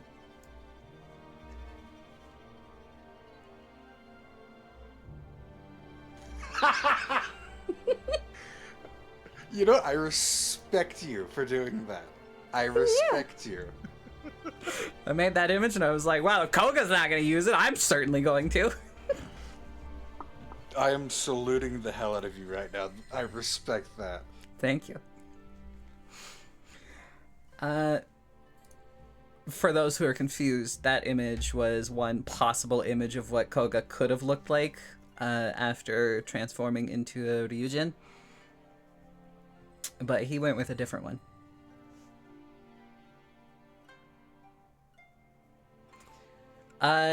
Koga, as you are looking around the infirmary, that's when you see Ayane walk in. And she kind of does a double take and looks at you. Koga, when did you come in here? Uh, well, I don't know exactly how long I was out. We met a doctor, A doctor? and they... yes, the royal physician. Kyo? Kurihawa? Kyo? Oh, I am familiar with the Kurihara family, but I don't know Kyo specifically. She kind of looks around the infirmary. They don't appear to be here right now. Listen, I have been awake for far too long. I need to get some rest. I trust that you will be able to deal with things while I do. Of course. You can trust me. I know I can. She walks up and she grabs the back of your head and gently kisses your forehead. All right. Hey, I'm glad that you got some rest at least. You've been running yourself ragged for the last week. So, good for you, okay? And she gives you a small smile and she wanders off to her little office in here. Miori, you also wake up. Your arm is feeling a lot better than it's felt in the last week. You don't feel constantly nauseous like you had been. In fact, if anything, you feel ravenously hungry. Wow, you haven't been able to eat properly for quite a few days because of that infection causing you to be nauseous, and you just couldn't keep anything down. You are absolutely starving. Oh, yeah, okay. I wish we had more than just jerky. Koga, you hear Miori complaining a couple beds over. Yeah, I'll go hunt. I'll be back. I have enough energy to now, so. God, doesn't even check on his boyfriend. Amazing. Just straight, I'm gonna go hunt. I'll get food, don't worry. I can feel if he's doing okay. Can you fully, though? Are you fully reliant on that feeling now? Okay, I didn't know if I fully could or not. You Since can, I but are can't- you fully reliant on it? Or are you still like, No. I gotta go look? Sometimes I Listen. gotta point these things out for you.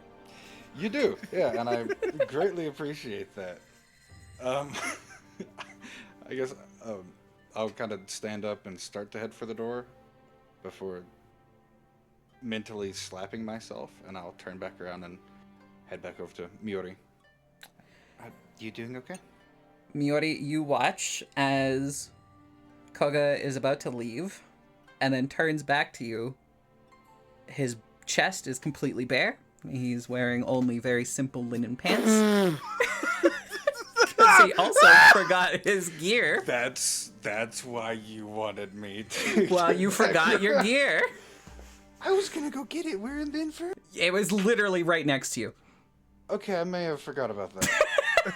I literally pointed out that your gear was right next to you on a table. You did. I'm sorry. So yeah, Koga, seemingly unaware that he is half naked at the moment, walks up to you, Miori, with concern in his eyes. And it is at this point that you see, while he is quite lithe, he also has very toned musculature.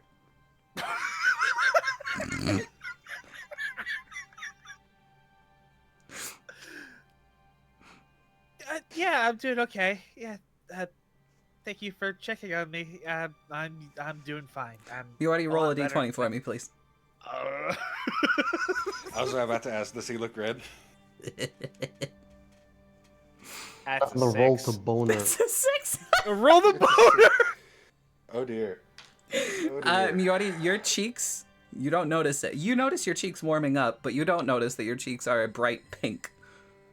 Because your skin is already red, obviously you wouldn't blush red. You blush pink. Oh, how sweet. Yeah. I will kind of. Koga, what's place your the back passive of- perception? 18. 18. You absolutely notice. Are you sure you don't have a fever? Here, and I will place like the back of my hand on his forehead to see if he has a fever. I'm okay. I'm okay. Honestly, I'm okay. Hey, where's your shirt? Koga, you look down and realize you're not wearing a shirt. And it's kind of cold in here, actually. Oh,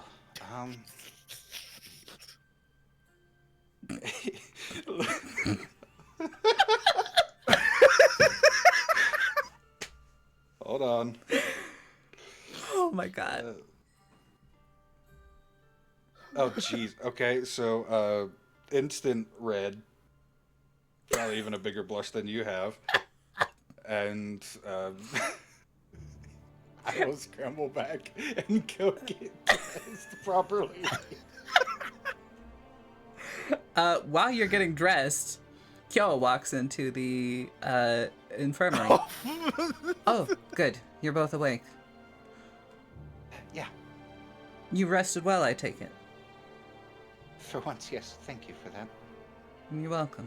You need to take better care of yourself.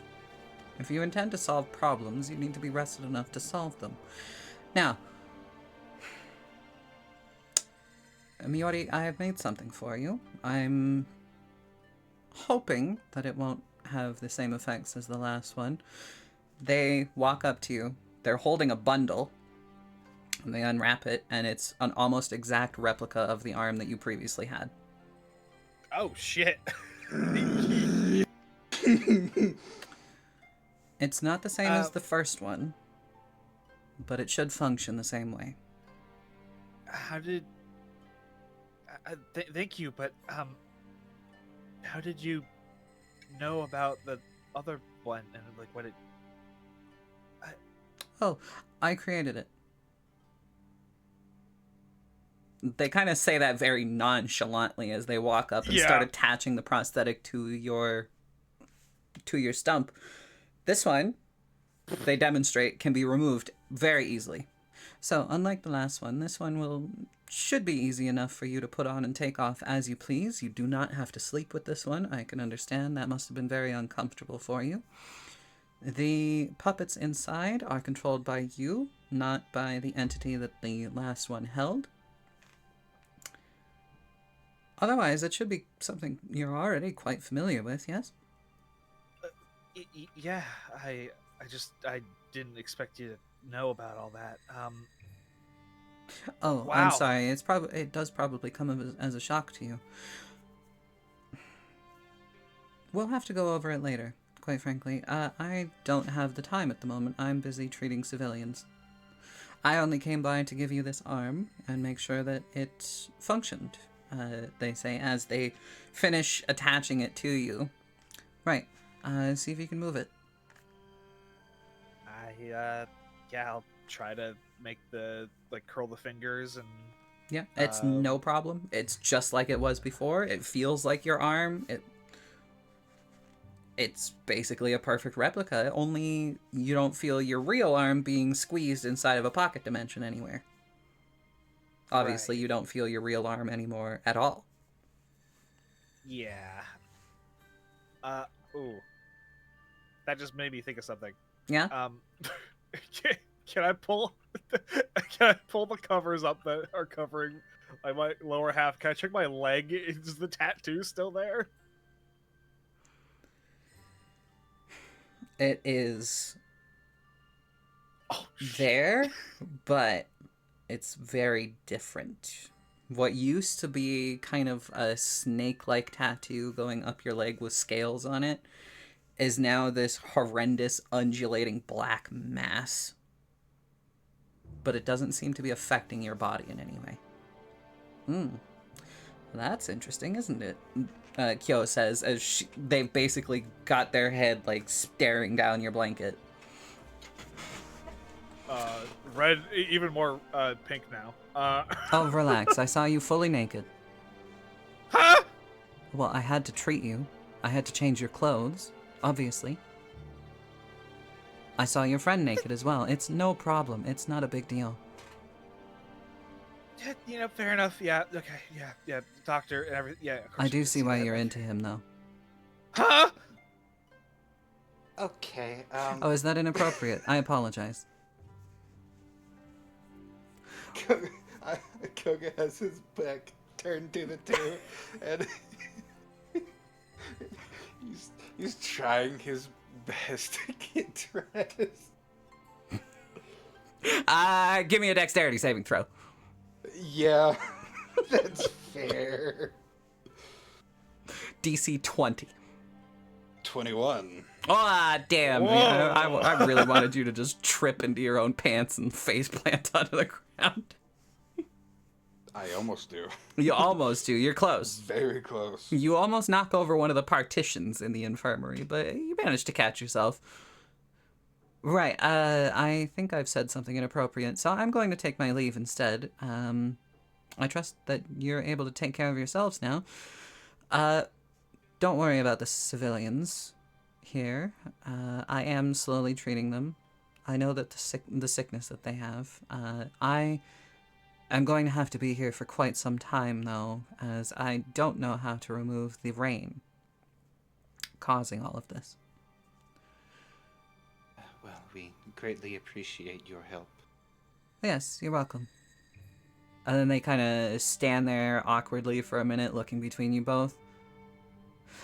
Right, you probably want to kiss. I'm so sorry. And then they leave. What? Like, in a very rapid hurry. Koga and Miori, you find yourselves alone in the infirmary. You know, besides Ayane sleeping in her office. So you're okay, yes? Still with my back turned. Yeah, I'm good. I'm good. I just, yeah, I'm fine. Okay, good. Miori, you feel a I'll- sudden urge to touch Koga's scar. I'm fighting that urge. I'm fighting the urge. I'm fighting Give the me urge. a wisdom saving throw, please. I am fighting that urge. Oh, my wisdom's not great. What? Did you roll a 1? Sorry. No, it wasn't a 1. It's a 14, but the digital dice, it's cocked. It's a 20, but it gave me a 14. Fuck this website. I love D&D Beyond. You can't resist it. How do digital dice get cocked? The urge is overpowering at this point. I mean, you've been curious about it for quite a while. You've been feeling it on your own back to a certain degree. A much duller version of what he feels on a regular basis, but now you see it in full view. And you cannot resist the urge to go up and touch it.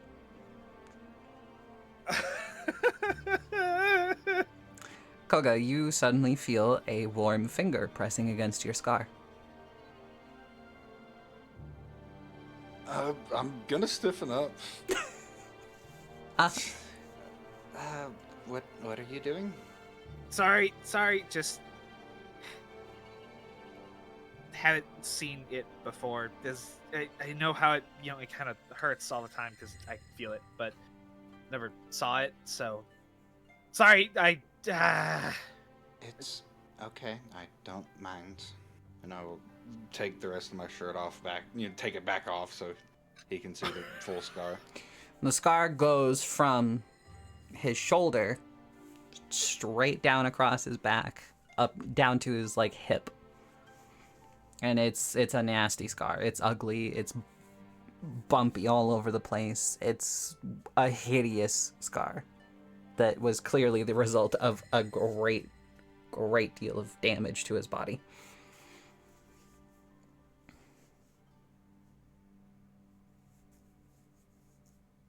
God, that's so sorry. It's okay.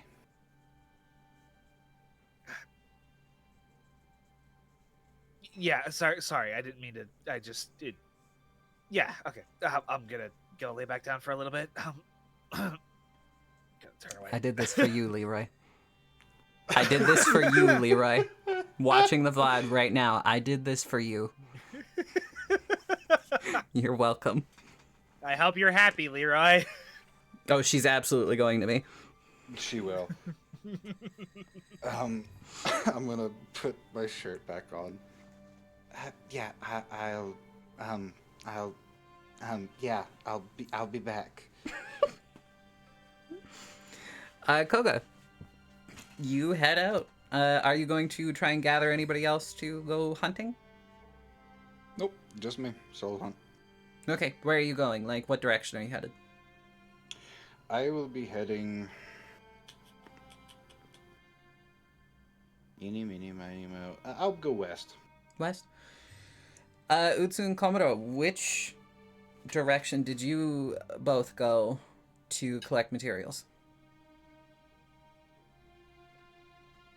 West. Yeah, why not? You know, they're just Okay. the most interesting in the moment. Alright. Koga, you start wandering west. You can't quite remember if the material gathering was to the east or to the west. You hope you picked the right direction to at least be alone. And you just start wandering through the forest. You have a lot of thoughts going through your head right now. There's a lot to think about. There's a lot of luck that you've been blessed with, especially recently with the doctor showing up and Miri saving your asses like she did, and Miori a being little bit of okay. unluck too, given that, you know, you released a calamity that definitely shouldn't have been released by all accounts. And I made a deal with another calamity. Yeah. Yeah. This has been quite a month so far. There's a part of you that wishes you were just back in the forge in Mikawa, and that all you were doing in your life was making swords for people who would deal with this kind of shit more than you. But here you are, wandering through the forest, trying to find some food for Miori. And when you think about Miori, you kind of tense up a little bit. But it's not a bad sort of tense.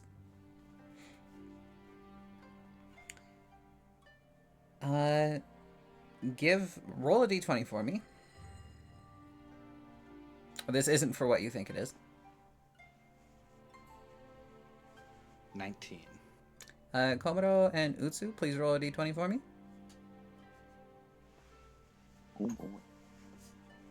It's the first time I've gotten you guys to roll. A 13. Oh, I had to from do me. wisdom Oh yeah, saves. you had to do a wisdom save. Okay, 13. 5. 5. Koga. Minus 4, minus 6. Oh No, yeah, minus 3, minus 3. minus 3. So 2. So 2. What do you mean minus 3? That's a whole 2. 1 for each level of exhaustion. Well, then why was it minus 4 at exhaustion 2? It's 2. It's the official 2024 release is 6 levels, and each is a minus 2. Okay, Oh, so it's a minus 6? so it is a minus 6, yeah. Yeah, so it says minus 1 is the result. Commodore, you are having micro sleeps sitting on a tree stump. For those that don't know, micro sleeps are just when you fall asleep for half a second. And, like, you're just kind of going in and out of Nodding off. awareness. Utsu, you're just cutting down trees. You don't really notice that Komodo is this exhausted. You have no idea what that means, even. Koga, you walk by the area that they're both in. You see Komodo on a stump with his back to you. Just, like, sitting still for a moment, then suddenly slumping forward, and then shooting back up for half a second before, like, falling still again. He is very, very clearly, even from right here, unbelievably exhausted. And Utsu is just kind of cutting trees. Neither have noticed you.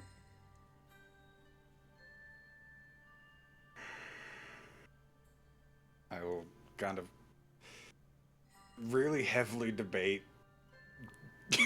turning around and going a different direction.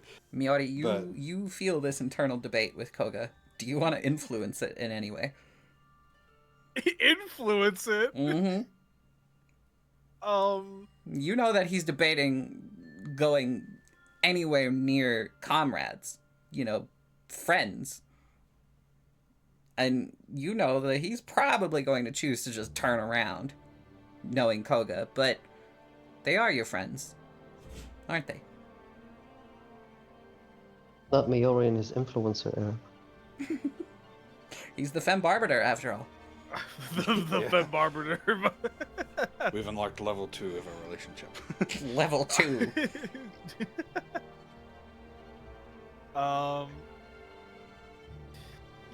Yeah, you know what? Yeah, I think Koga needs to, possibly talk some stuff out. Okay. Because things have been a bit weird, and A it's getting little. better. So maybe he should go tell them about the doctor and all that. So. Can I tell that my emotions are being influenced? Sure. Yeah. Spite. Koga, you do feel you understand Miori's thought process, like, fully. Oh, I guess I should have mentioned. Since this event, you guys have been able to think to one another. I completely forgot to mention that. I'm sorry. That's my bad. No, you're good. You're good. But you do have, like, a full mental connection at this point. You not only feel each other's emotions and pain and other sensations, but you also think to one another. Well, now I can just type secret messages to Koga in the one chat. Yep. Awesome. Literally constantly.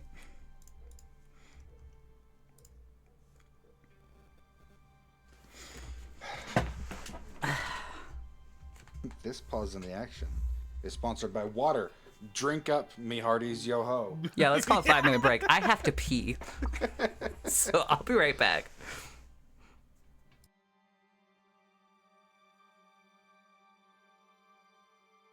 Oh man.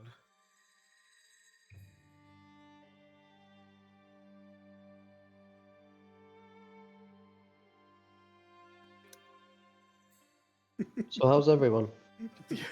Great. Yeah.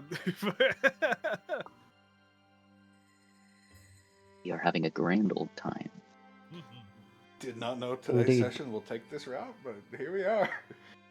I thought Oh, it you was- didn't know that half of today's session was gonna be softcore porn? Is that what you didn't know? I thought it was gonna be all doom and gloom, but it turned around real quick. This is our safe room episode. Indeed. Gentle music in the background. It's the safe room. Do you feel safe, motherfucker? No. Hell no. I thought as much.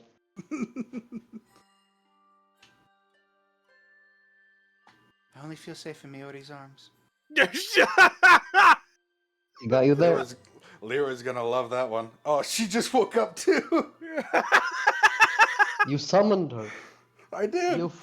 You fucking summoned her. Oh my god.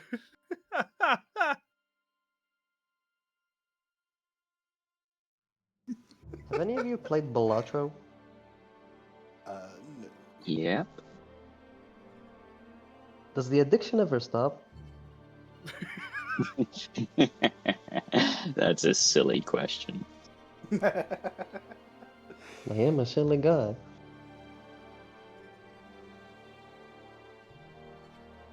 Oh, guess who just woke up? Rio. Oh, Leroy. Lyra woke up. She's not happy. Oh.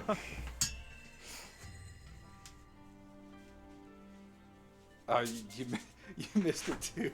I summoned Leroy. I woke her up. Oh, you did? Yeah. Komodo asked if we feel safe, and I go, no. I only feel safe in Miori's arms. And she awoke. She And Leroy awoke. as soon as I texted, or as soon as I said that, she typed. Oh my god. Incredible. Summoning words.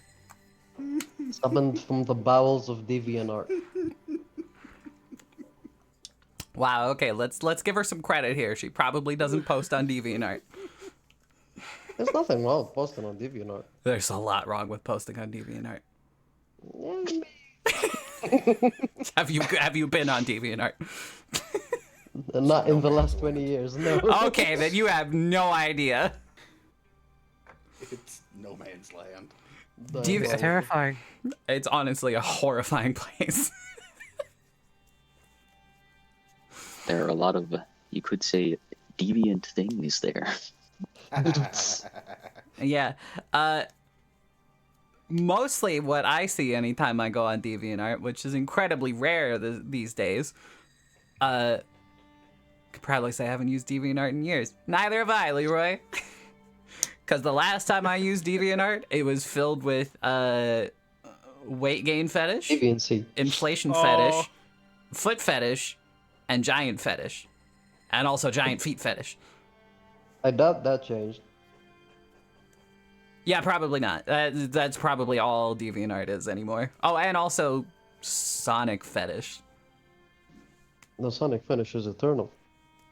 Yeah, that was quite present there too. Leroy, good morning. How are you? Hi, Leroy. Hey there, right? You were summoned by the femboys. She missed the softcore porn. You were summoned by the Yowie. All right, Koga. You understand Miori's train of thought fully, and you agree with him even. What are you gonna do? You know when boomers begrudgingly accept something, they kind of grumble when they do it? Mm-hmm. Yeah, that's what Koga's doing. Moments away from the felony. I'm just... Bitch. Fine. Son of a gun. And I'll go on over to Komuro and Utsu. Miori, you gasp a little bit as you hear Koga swear in your thoughts. Blasphemy. Koga. Utsu, I'm gonna say you're the only one that even notices that Koga comes up. Komuro, you're in and out of sleep. Hi, Rage. Wave. Utsu, you Wave wave. hello. Koga, Utsu is waving at you. And there's something just so delightfully innocent about this wave. Like, he just doesn't even know what's going on. I will wave back. Well, in the time that you two have been vacant, things are on the up and up in our home. You said who and the what? Good? Yeah, Komuro just wakes up. You said who and the who? Komuro, please. Are go they to bed. attacking? No, you're fine. It's fine. I'll fuck we them have- up, I'll tell you. Okay, Grandpa. I got this. I got this. Komuro, you stumble to your feet and you grab what you think is your mace, but it's just a tree branch. And you swing it, and it breaks on another tree stump, and you just fall over. You're in Now let another me tell you, let me microsleep. tell you. No, let me tell you. No, let me tell you though. Let me tell you. No, I fucking swear to. Listen, well. I don't know what the hell is happening, but I'm in. Fire that motherfucker up. I got you. No, I'm here. I got this. Yes, fully here, intact. Koga, the next time, or sorry, Komuro, the next time you have a micro stutter, you're gonna forget where you are. So where's Koga? Yes, it's, go ahead. A doctor by the name of Caillou? Kyo, Is that how you Kyo? Caillou. There's a little bald kid I'm here. He has sorry. cancer. I'm sorry. Where the fuck am I? I'm What's happening? What's happening? Koga, what the fuck happened? There's am a I? doctor, A doctor? What? and everybody is on the up and up. Where? Go to bed. Komuro, you can't remember anything that happened 5 seconds ago. Last thing he heard is Caillou. Canon out, Koga can't remember names worth of hell. Yeah. God, no, I won't. I will keep imagining the doctor being bald. And with how cute they are, too. That's such a shame. Yeah. Such a shame. But, Utsu, can you please transport Komuro back to his chambers, please? Okay. Thank you. Okay. He wakes up Koga. again. Now hold up a minute. Yeah, First no, of all, where am I? Stop. Give me a second. I just need 5 seconds. Just for. God. Listen, I've been talking to a pussy like the whole fucking night, and that shit was not good for my health. There's a lot of work to be done. I built a wall. I tell you, the big one. And he passes out. There's no wall that's been built yet.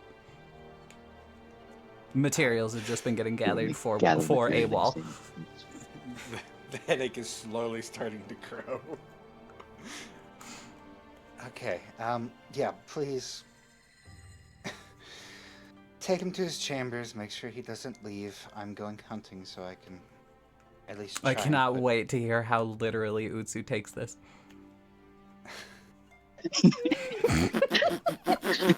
That is the one thing I'm looking forward to. Komodo isn't sleeping. Utsu's just gonna block him in his room. Yeah, just make sure that he gets the proper rest that he needs. And I will be out here hunting. Good luck. Thank you. And then Utsu summons Now, the snake. And the snake another grabs ingredient Komuro is the black pepper. just by the scruff of his neck and drags him along. Yeah, so you use your snake to drag Komodo back to his barracks and up into. And then, like at some point, Komora's just like, I did not hit her. I did not. This is bullshit. I did not hit her. I did not. Jeez. Oh, hi, Utsu.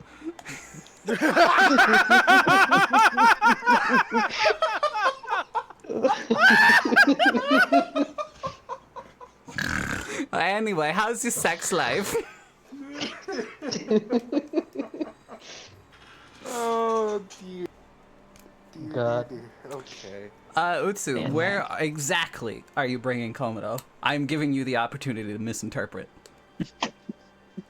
Well, I mean, we were told to bring him back to his quarters, and I think there is enough that I recognize. We do put him in bed. We were Okay. also told to keep him there, so I think he now has a like. I don't know exactly how heavy the snake is, but several hundred, potentially 1,000-pound snake sitting on top of him. You also do have rope in your pack. I feel like a giant clay snake is. You know what? The snake is technically using the giant spider snap hook, and the giant spider has like a web spit. Sure. We'll reflavor that as just spitting quick hardening clay. Cool. Works for me. So he is now literally inflicted with the restrained condition and stuck in bed. Yeah, Komodo, you are like mummified in clay in your bed with only your head free. Weighted blanket. Yeah.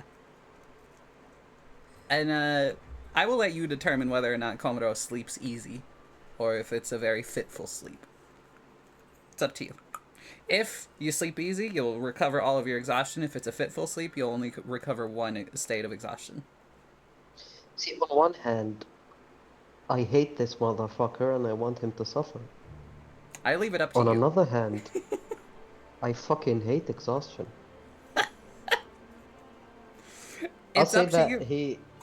I'll say that he gave Ryoko a piece of his mind, and that was enough for him to sleep well. Fair enough. Okay. Simple man. Koga, please give me a survival check for hunting.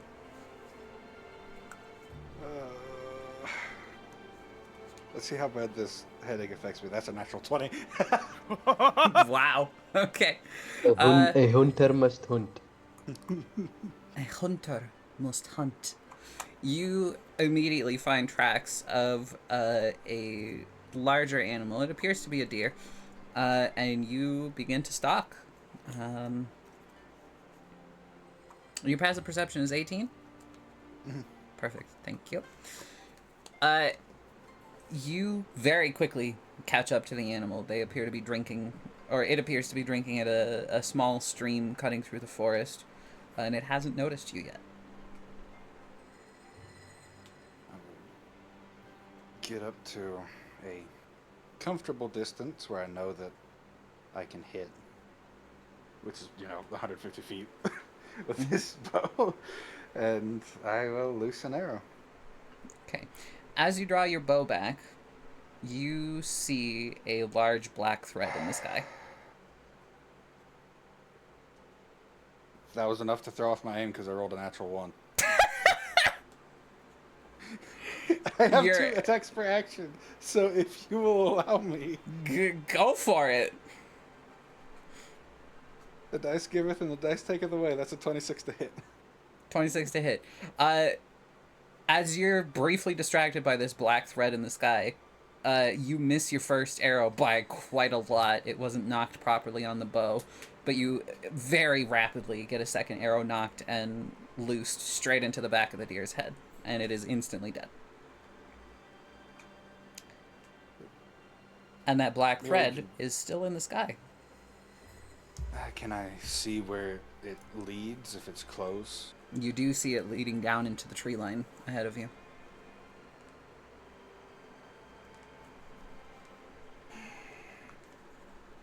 Give me a second. I'm sending a thought to my friend. Koga's just gotta bring food home for his male wife, Miori. Yeah, that's In the the chat. entire time. Who the hell in the chat just typed quote unquote friend? That's Leroy. That's Leroy. We love Leroy. Just cute couple things, yeah. Yeah, it was like immediate. The moment Miori started complaining about the food, Koga was like, I'll go hunting. Gotta keep him satisfied. Got it. Wow, you do a pretty good job of that already. I do. I will follow the thread. Okay. You make a mental note of where the deer is, and you go towards where that thread in the sky is. It takes just a couple minutes to reach the tree line, and as you get closer, you realize it's not a thread. It's one of those black tentacles that you yourself had to deal with. And as you break through the tree line, and you go into the forest proper, you see this tentacle going down, and you see the woman that your sister now looks like floating in the air with a black tentacle in her mouth.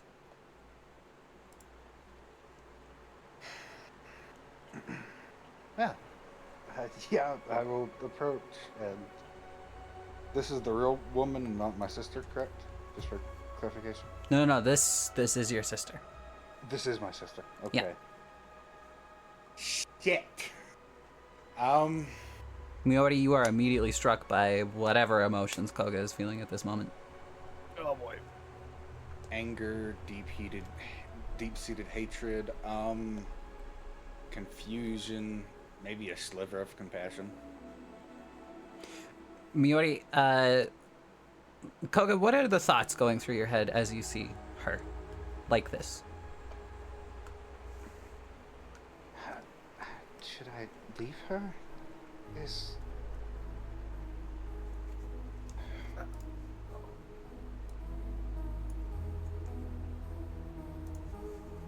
She deserves to suffer, but not like this.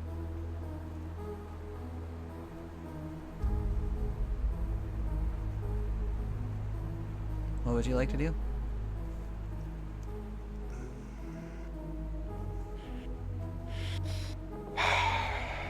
Compassion wins out.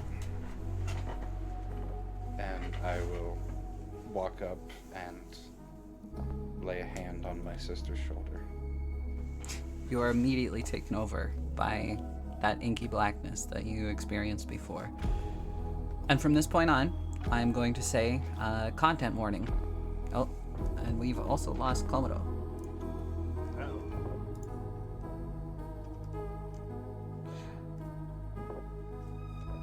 so be it. I guess we'll continue. So yes, content warning from this point on. What I'm going to be describing is sensitive. I won't go super far into it. I will just allude to it. If that is too much for you, I understand. And you don't have to stay and watch the stream. Okay?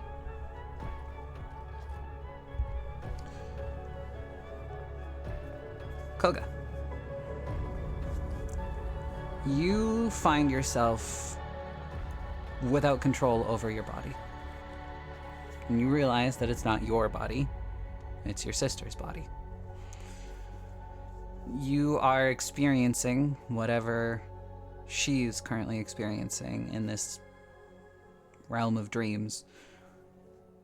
And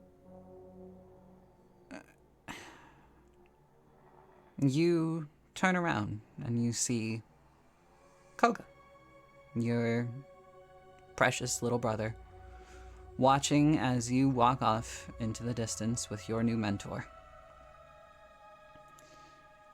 You feel frightened, but excited. You've been working hard for the last year or two, and you're pretty sure you're ready for anything at this point. You take one last look back at your family that you love so very dearly, and you wave to your little brother, and he waves back at you, and they disappear over the crest of the hill. And you find yourself walking along with your mentor, who is walking in perfect silence. And one thing that you've noticed especially is that that pleasant face that he had on before is gone. So it seems like training has already started. And it's going to be a serious slog. Now, it's probably going to hurt a lot. But you're going to come out the other side strong enough to protect not only yourself, but your entire family, your little brother, everyone that matters to you.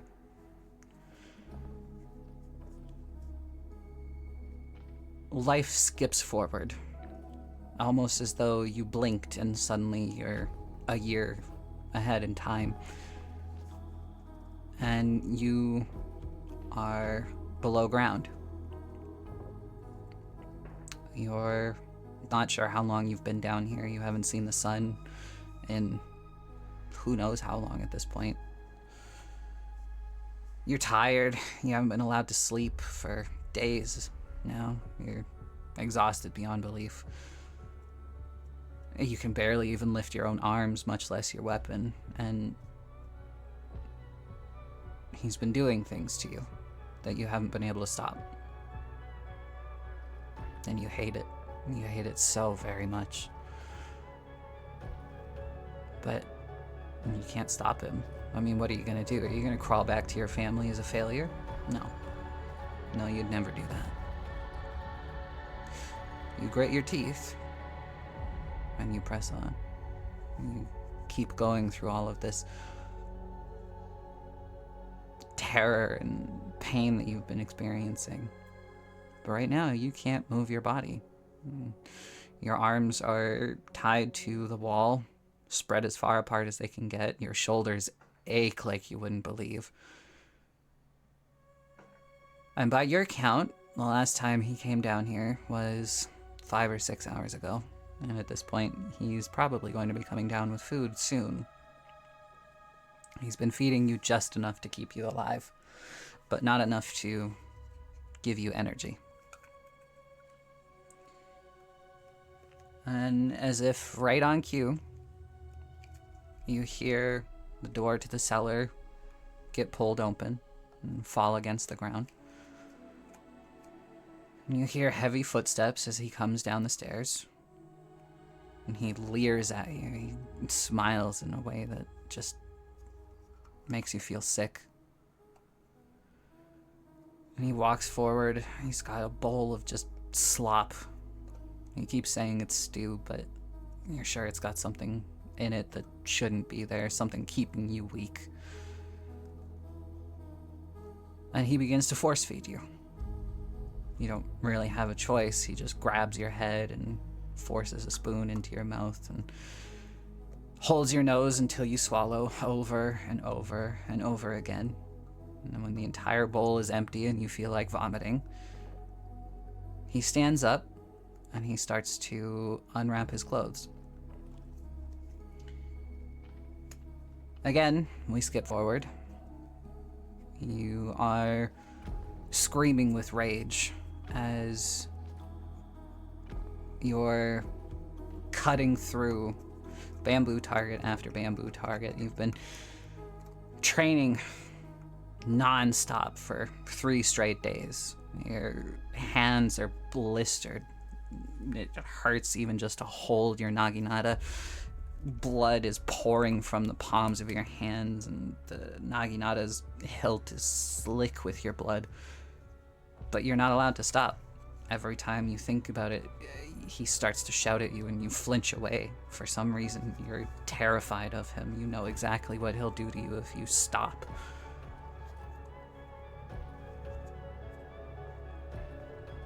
So you keep going. You keep cutting through target after target, and when there are no more targets left, he forces you to bind new targets with your torn open hands. You stopped crying months ago at this point. You ran out of tears. But the pain is just unbearable. You skip forward again. He promised you that he would leave you alone tonight, as long as you did what you were told.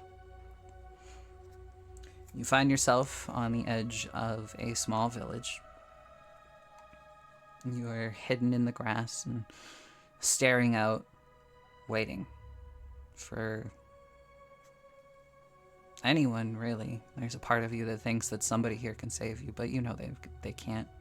You know that if they try, they're all dead anyway. It's better if you kill just the one that you were supposed to kill. Then at least everybody else can continue living their lives. And you suddenly see the person described as your target.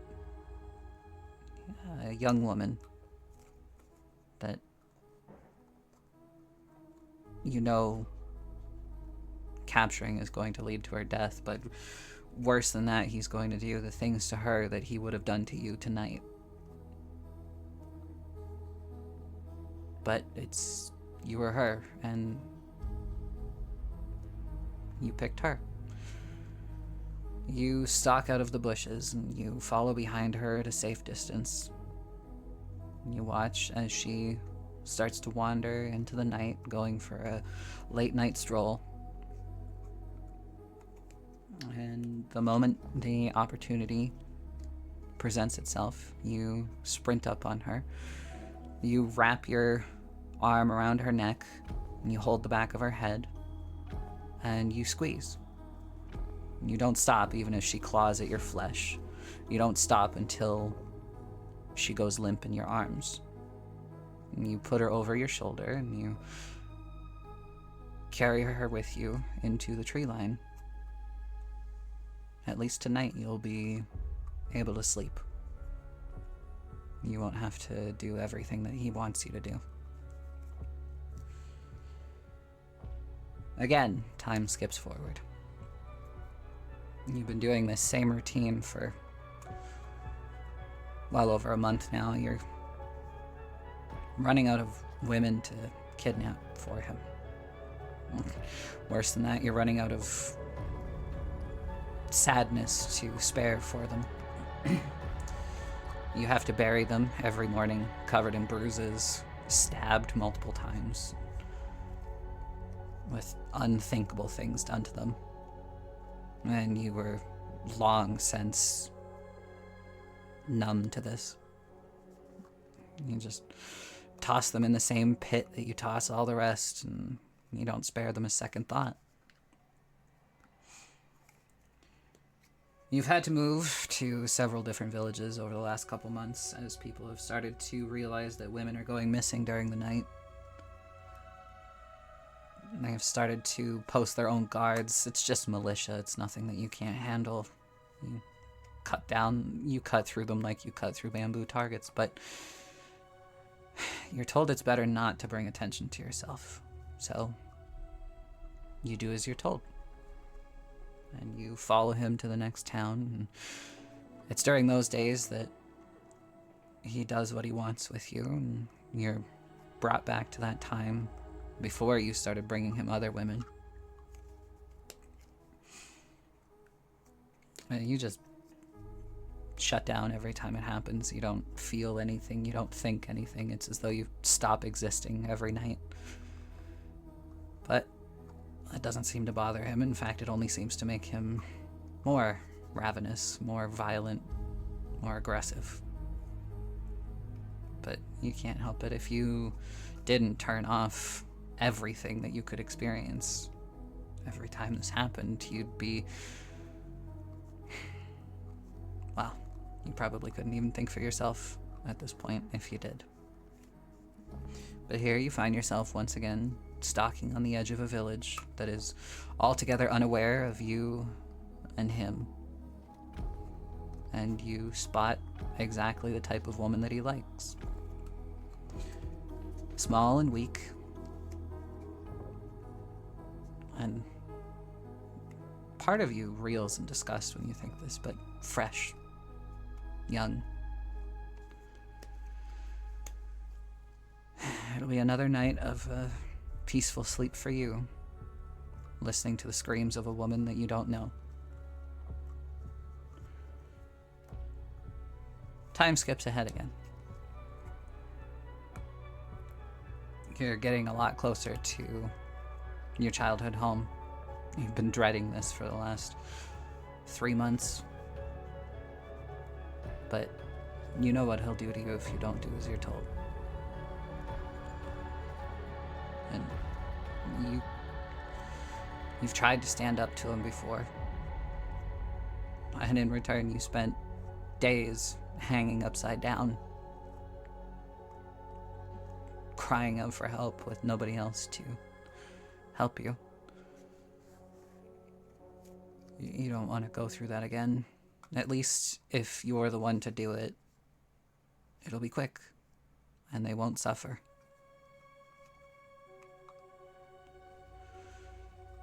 You have to wait until your brother is due to return home, though. He keeps telling you that if you don't kill all of them, then you'll never see the light of day again. And he'll take everything that he needs from you, every night for the rest of your life. So you sit in the tree line, not far from your home, watching your family, so close yet seemingly infinitely far away. There's a part of you that's whispering quietly in your mind, they can help you. You know they can. They can keep you safe from him. But there's a much louder part that says that that voice is wrong. That there's nothing that they can do. That if they try, they're going to suffer as much as you have. So you wait. You spend days in this tree line. You've been starved for days before. Barely even bothers you at this point. And this morning, you see your brother walking towards your home. And God, he looks so happy. He looks like he's been living well for the last 7 years. You're happy for him. You can't help but think that at least in his final moments, he will be happy. And he won't know that it was you that did it to him.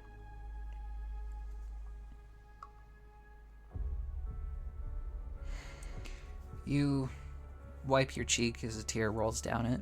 You haven't actually cried in quite a while, but you're not surprised that you are right now. You take a breath and you steel yourself. And you watch as the party begins to unfold to welcome Koga home.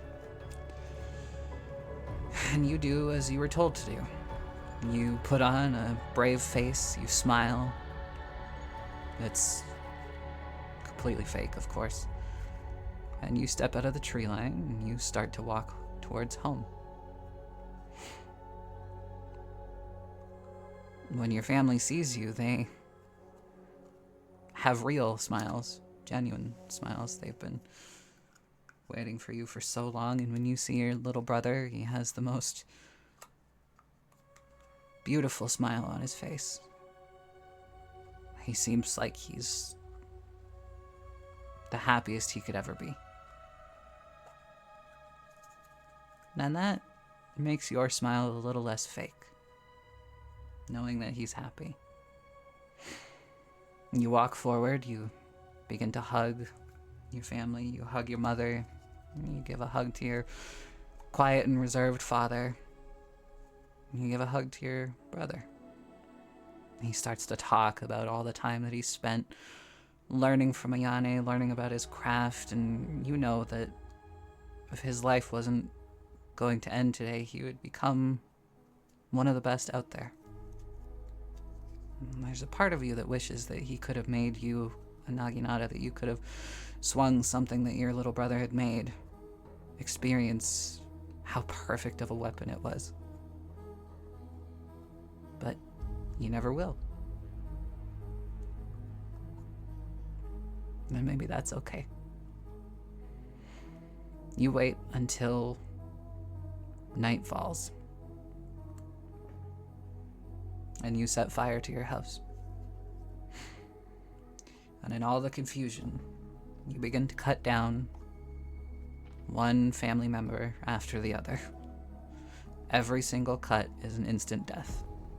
You do your best to aim for the heart or decapitate where you can. You don't want them to suffer.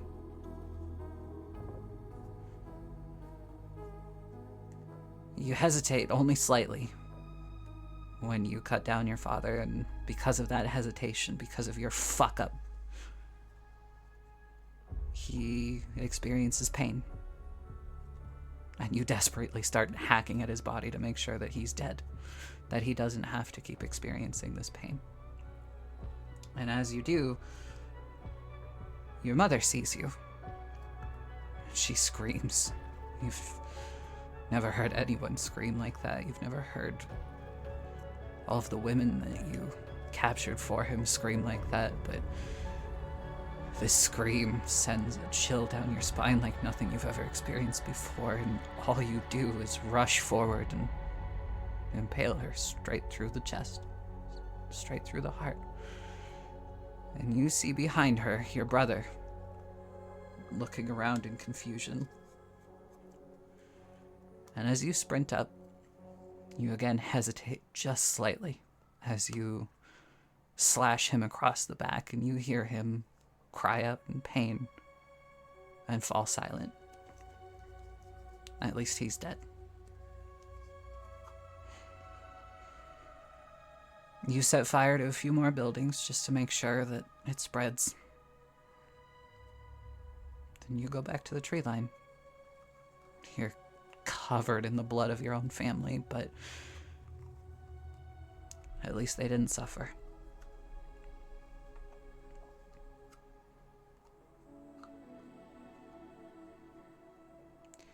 Koga, you open your eyes.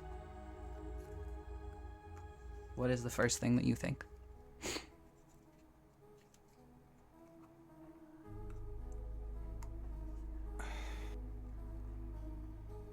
I don't think I can form a thought. You look down and you see your sister's eyes open, looking straight at you. Tears are just flowing down her face. She isn't even trying to remove the tentacles. She isn't trying to struggle or anything. She's just looking at you. What do you do? I will remove the tentacle. Shaky hands, tears streaming down my face. You do so, and she vomits up ink as she falls to the ground. She doesn't try to stand up. She doesn't do anything else. She just looks up at you.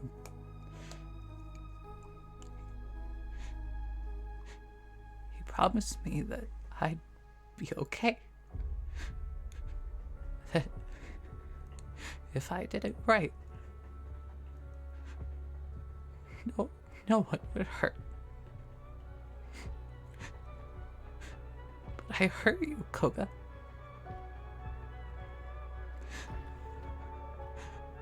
I hurt you.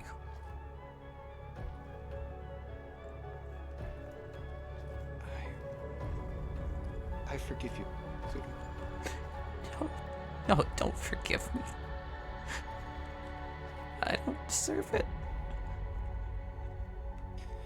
You do. All I deserve is to die because I killed everyone. I tried to kill you. Koga, please.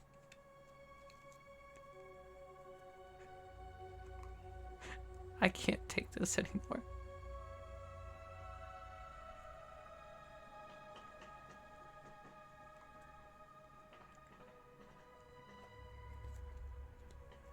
She hasn't I moved. can't. Suda.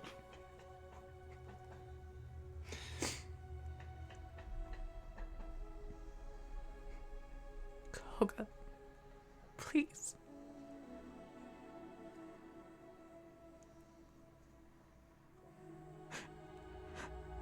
I've done so much wrong.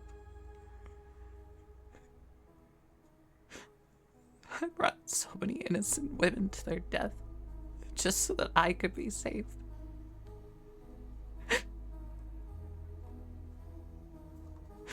Koga, what am I supposed to do? How am I supposed to live with this? I can't tell you, Suda. I don't know. Please, just end it, please.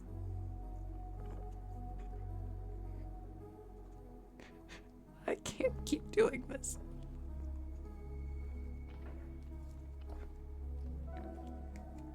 It's not your time yet. Please. Just please come with me.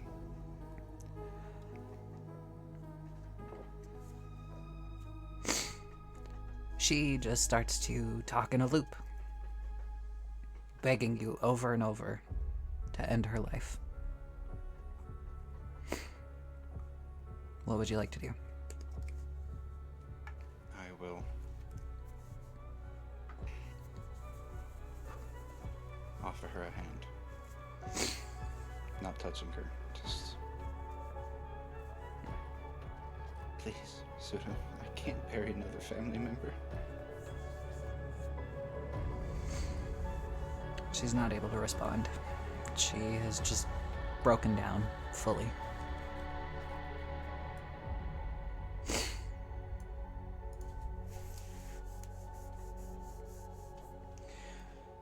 Now that you have an opportunity to look at her, you see that she is very clearly malnourished. She's light enough you'd be able to pick her up without issue. But you would have to leave either her or the food.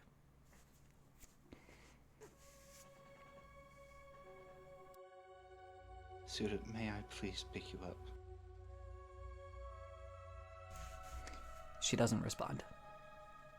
She seems to be fully shut down at this point. She's staring off into the distance. Her eyes are just pouring tears. She is shaking uncontrollably, and she just cannot formulate words. I will first gently lay a hand on her shoulder to see if there's any reaction to that. She flinches away. The moment your hand touches her, her entire body tenses up, and she gasps heavily, almost screams even. It's okay. It's It's not okay, but he can't hurt you anymore, Sudo. She just shakes her head.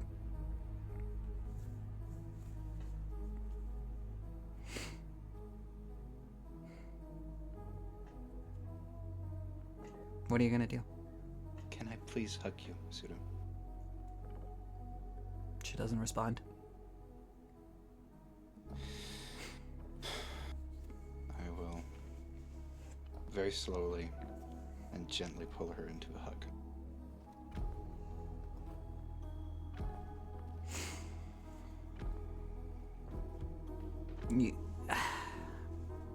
You know what a mental and emotional connection with another person is like, thanks to Miori.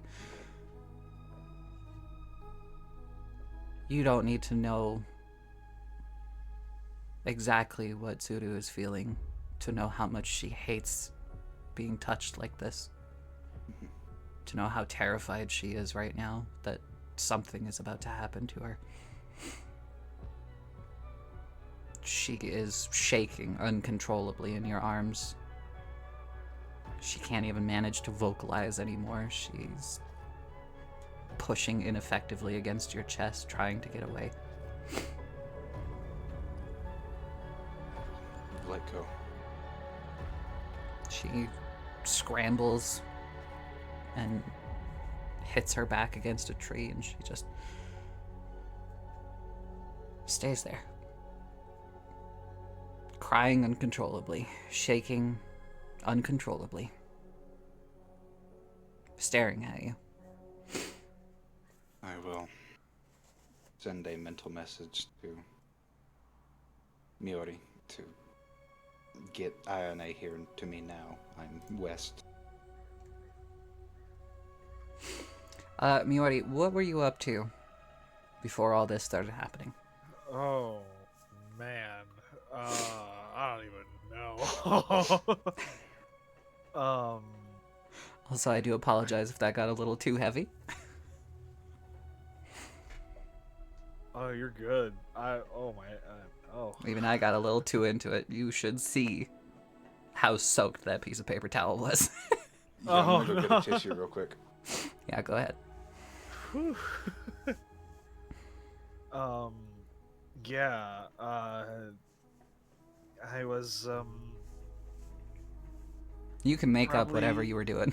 It's up to you. yeah, maybe I was back in my workshop again after I felt better and calmed down from the embarrassment of earlier.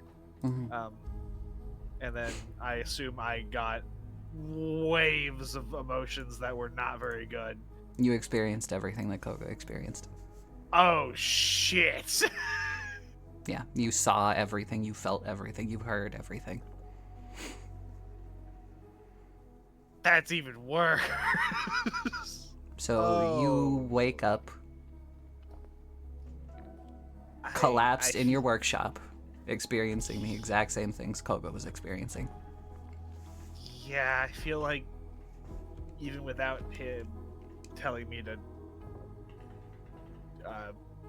find Ayane and go west, I'm already doing that. Yeah. I'm already... You rush to the infirmary, and when you get in, Ayane turns to see you. Miori, are you okay? You're... Koga needs... Calm down. Calm down. She grabs you and pulls you into a hug and gently strokes your hair. Relax, okay? Tell me what happened. He found his sister. He had a vision, like we all did. Fuck. We gotta go. We gotta go find him right now. Where are we going? West, somewhere west. Okay.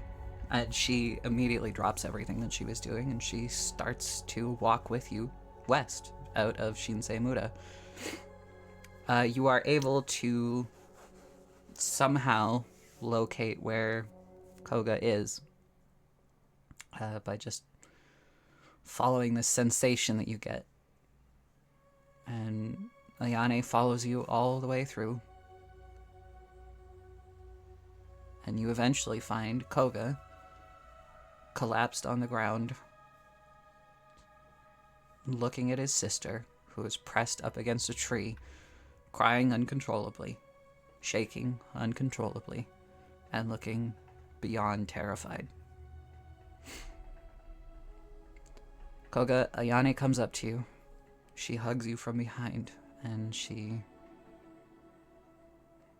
just squeezes you tight. She doesn't say anything.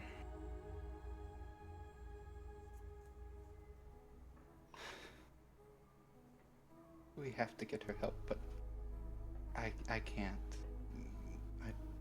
We will, okay? Okay. Alright. Okay. And a full-on sob escapes Koga. More tears streaming down. She holds you even tighter. Oh, there you go. All of this time, and you've been keeping so much in. It's about time you let it out, huh? Yeah, just get to her, please. Yeah. I'll be fine. Can you stand? Yeah, I can stand. Okay. She lets you go, and she very carefully approaches Tsuru. She doesn't say anything. She just lowers down and very slowly and carefully approaches Tsuru. And as Tsuru sees Ayane, her shaking kind of slows a little bit. And she starts to breathe properly instead of just hyperventilating like she was. Ayane gets closer and gently puts a hand on Tsuru's cheek. Tsuru breaks down again, but instead of trying to get away, she simply dives into Ayane's arms and sobs loudly. And Ayane holds her tight, picks her up, and begins to walk without letting her see where you're all going. She keeps Ayane's head pressed into her shoulder, into the crook of her neck. Okay, Koga? Yeah. I don't know what I can do for this. I need you to understand that. I know. Okay. I don't know what anyone can do for this. I know.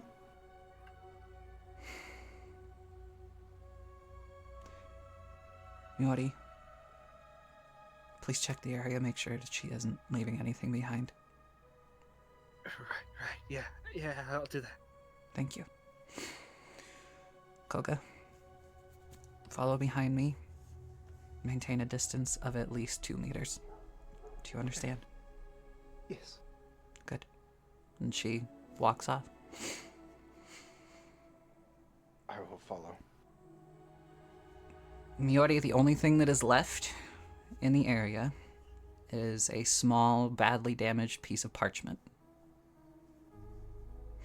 And when you pick it up and unfold it, you see that it is a family photo of Tsuru, her father, her mother, and a very young Koga.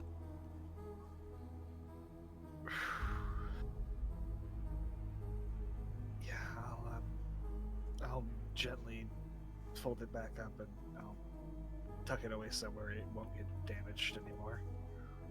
Okay.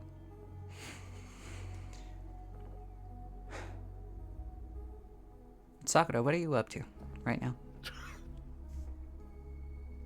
Was I not sleeping at this point? Sure, you can still be sleeping if you like. But I don't think I want to sleep too long, because, I'm still not happy with Momo's situation. Okay. I'll say you got a couple hours, at least. So you've gotten 1 exhaustion level off. But I'm going to say that you had another one from not getting enough sleep, so you're at 1 still. You wake up, and you kind of stumble towards the infirmary. And you see at the foot of the hill that Shinsei Muda is perched on, Ayane holding a woman, with Koga trailing behind, and Miori not far behind Koga.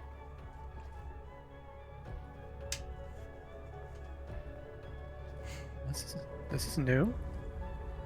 What would you like to do? Momo is probably not going to change if I go back to him. I want to attend to him, but I need to know what's going on. So I'm going to go greet them. Okay. You lumber forward, and as you approach, Ayane motions to you and speeds up a little bit. Sakura, good. Just the person I wanted to see. I don't even know where to begin with this. And she kind of gestures with her head down to Tsuru, still shaking in her arms, but not sobbing as heavily as she was before. Not that you would know that she was sobbing. I need you to... We need a private room in the infirmary as quickly as possible, okay? We need no way to see in, no way to see out. We need a lock on the door. Can we get that? Yeah, I think so. I have to be careful not to let the ink get anything, but yeah, I can do that. Okay, all right. Then, yeah, get someone to help you with that. Only a woman, okay? Do not get another man. Don't get a man to help you, okay? I will explain why, but not right now, okay? All right. Okay, thank you. So, and she walks off. She doesn't go to the infirmary. She instead goes to the temple, the one place that she knows is completely empty at all times, except for when Miori is sleeping, because nobody wants to go into the burnt building anymore. Utsu, what are you up to right now?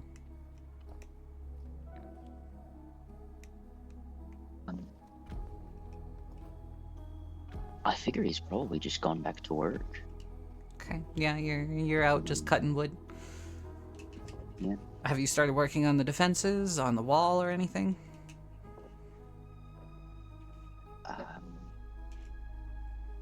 Theoretically, yeah. I mean, I imagine it's, it's not just myself and Komuro working.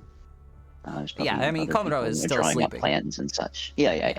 But in the general sense. Yeah, there are a couple civilians who have been treated by Kyo at this point who are coming out to help actually build. It's slow work from them because they're still exhausted from the sickness that they had, but at least the black veins are disappearing from them. So you do have a little help to build the wall.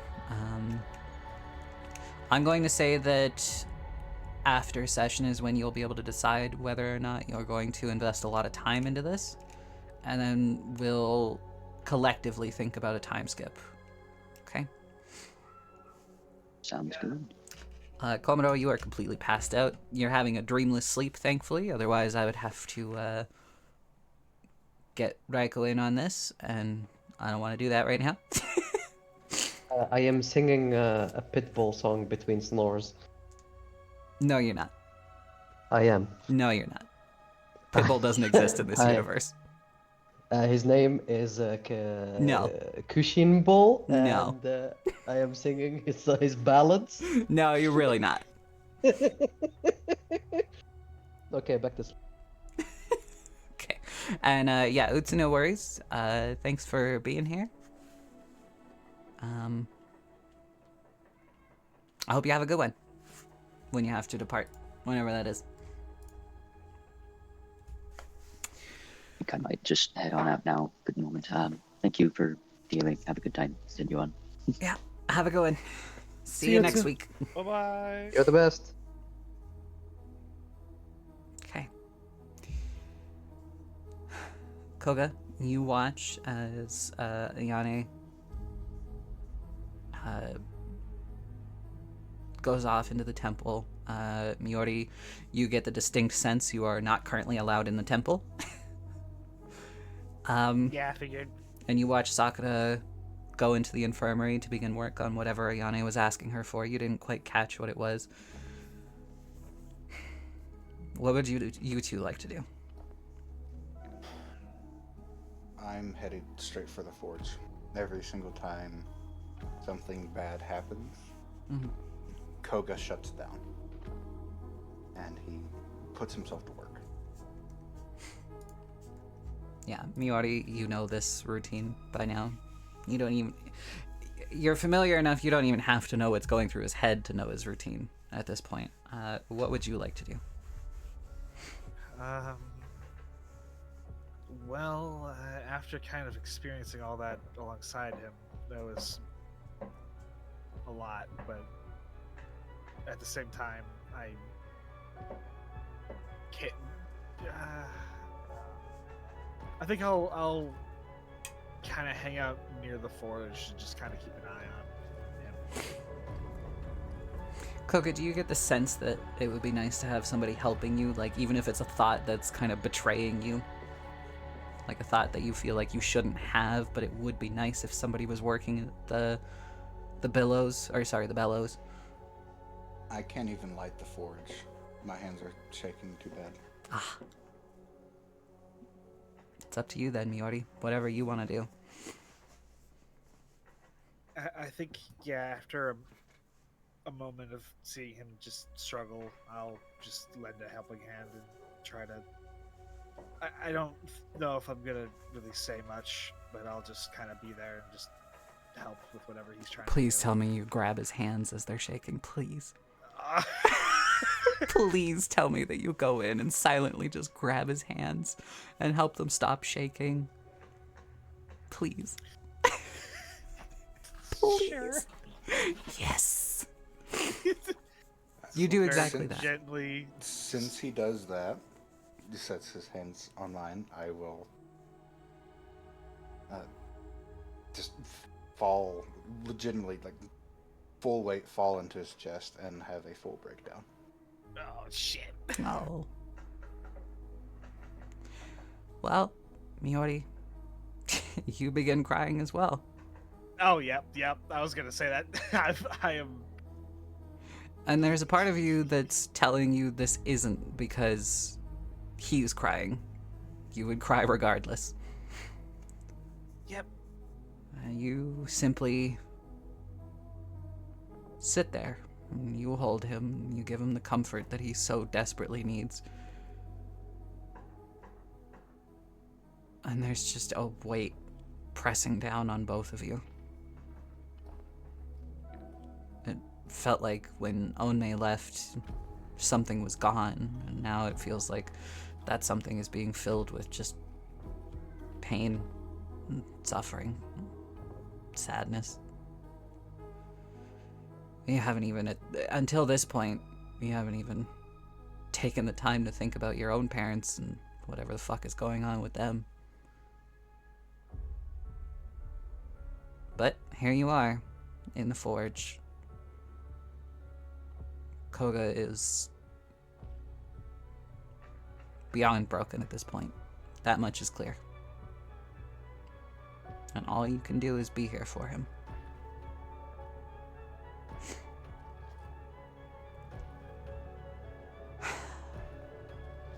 Now, I hate to do this to everyone, but I think after that incredibly heavy last 40 minutes, everyone, especially me, would benefit from the session ending here. Yeah, I can't stop crying, so that's good. Oh! There's been a reason I've had the microphone off. Yeah, I'm both immensely proud of myself and also very sorry for what I've done to you.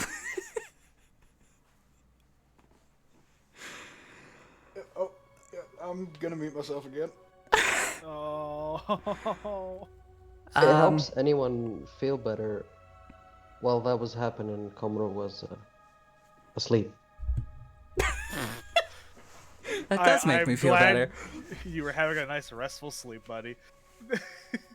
Yeah, I'm so proud for you, man. Oh no! Oh, Gaga. You got this, King. Yep. While we have this moment of relative quiet, does anyone have questions? Would I do have anyone- a question. Yes. I do have a question. First of all, how dare you? How dare I what? Yes. Okay, well, I'm the DM. I do whatever the fuck I want. Well, I was mostly quoting The Office, but yeah. Oh, I don't watch The Office. Well, damn. Yeah, I've never even seen an episode. And I don't think I will, because I have kind of a sour taste in my mouth because of it. Or That's okay. in relation to it. I had a major surgery, like, in 2022, and my fucking hospital roommate watched The Office on repeat for, like, 3 days. Or, no, sorry, even... Did I just fucking say no like an Australian? No. Our. Yeah, I literally went, oh, no, sorry. Yeah, I'm pretty sure you did.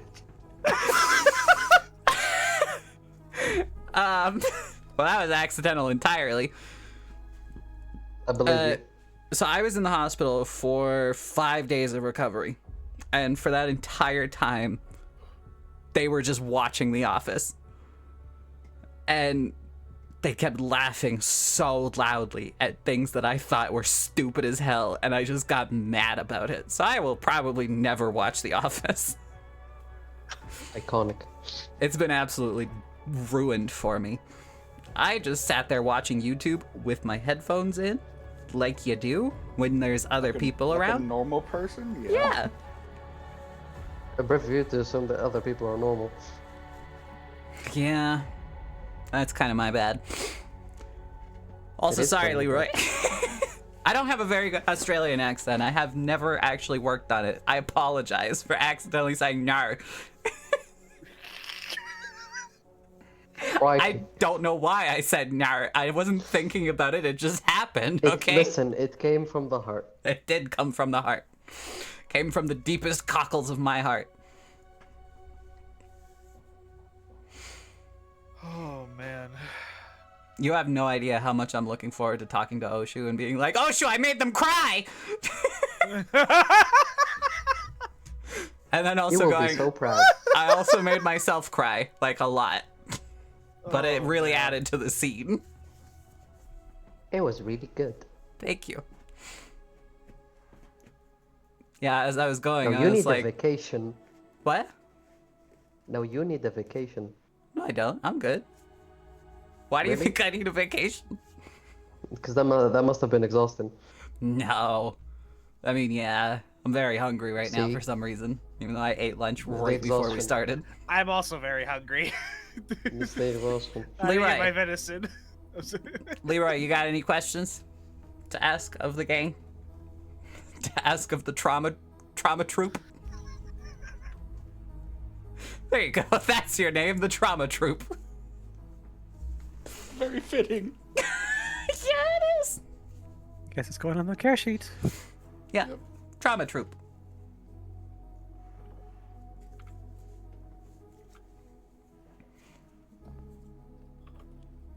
Are you okay, Koga? I'll be alright. Yeah, I'm fine. Are you sure? Oh. Yep. I'll text you the reason later why I'm crying so much. God, I would feel bad if I wasn't so proud of myself. It's very, very good. She said now she doesn't have questions.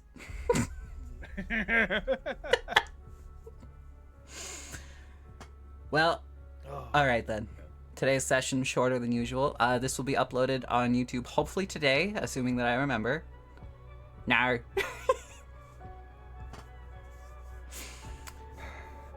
I'm sorry. Are you though? Yes and no. I'm very proud of myself, See? but also I hate that I made you guys feel this way. Nah, you should make us feel this way. That's your job. It is. And I'm very glad that I did it. But also, damn, I feel bad. Listen, So this minus. is a paradox that you guys aren't going to be able to solve for me. This is just something that's going to happen. Right. It's To the make DM us all paradox. feel, just slightly better. Komodo, get on it. Oh. There you go. Get on I've what? been building those points all session. It's just Well, we 2 just got to words. redeem. What is it? Because I can't see the stream. Oh, it's Ada Ada. Ara, ara. There you go. That was easy. Easy peasy. Oh, now we have an uwu. Ooh. Okay. I'm in a good mood, so. I'm surprised. Oh, I'm used to trauma. And we We're have good with another Ada syllables. Ada from Leroy and a Nya. Da-da-da. Yeah. Nice. He's taking them like a champ. He is. He really is. He's being the dad of the group right now. He's standing strong when everybody else is broken. For better or for worse. Komodo's already broken and able to stand strong. That's his secret. Well, that's my secret, Miss Romanov. I'm always depressed. I'm always broken. I'm always traumatized. Okay, now you've crossed the line. What do you That's mean? too far. That's not too far. What? Make it an Avengers meme or fucking reference. That's too far. How's that too far?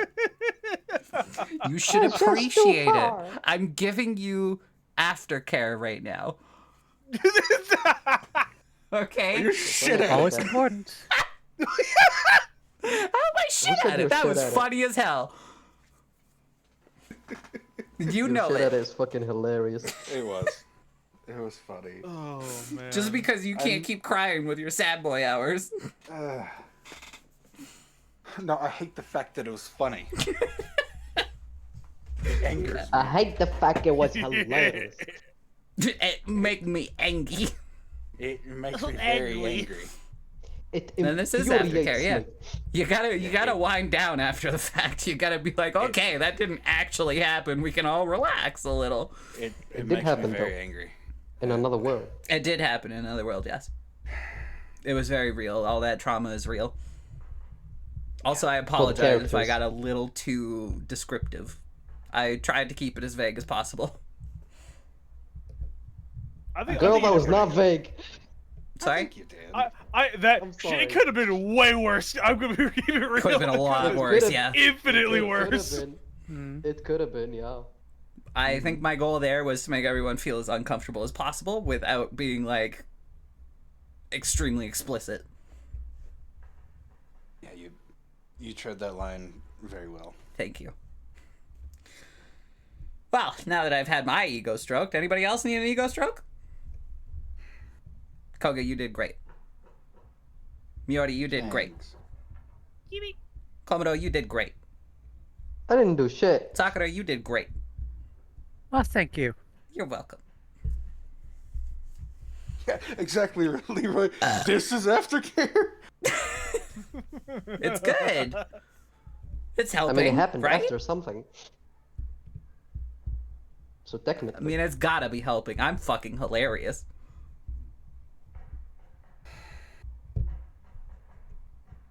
I can tell you guys the story of the first time I got high.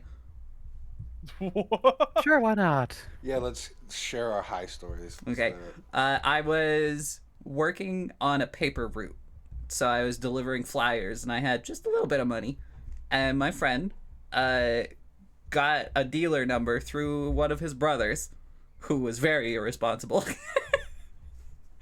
And we bought a little bit of weed. And we decided that I decided I no longer wanted to work the paper route. So we took all the papers that I had to deliver the next day, put them in a cart that we stole from a fucking grocery store. And we started wandering down the back alley, getting ready to go get high. And I found this like really ratty ass toque that was mine, but like it had holes in it. And I just put it on and I looked like a homeless person. My friend was riding in the cart with all the papers and we went to my schoolyard and we started smoking weed. And then we found a trash can, one of those metal aluminum trash cans. And, you know, two kids with a lighter and a bunch of paper. You can guess exactly what we did. Went home. No, we put all the paper in the trash can and lit it on fire. And we had a Checks hobo out. fire. While we smoked weed in my school playground. Oh my god. And then my friend got incredibly paranoid and ran over to a set of stairs and laid underneath it just to be hiding. When I went to go find him, he was sitting there lighting grass on fire. Oh my god. And I was like, why are you lighting grass on fire? You're gonna cause a fire. And he was like, no, I'm not. It's okay. I'm just lighting it on fire. That's all. So we put out the fire. The barrel fire didn't last very long. Flyers are not good fuel. Right. I will put out there. They don't last very long. So it lasted maybe 2 minutes. Burnt the entire stack of paper though.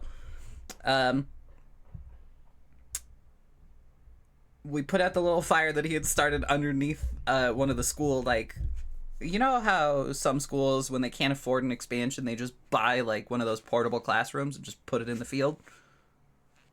They do what now?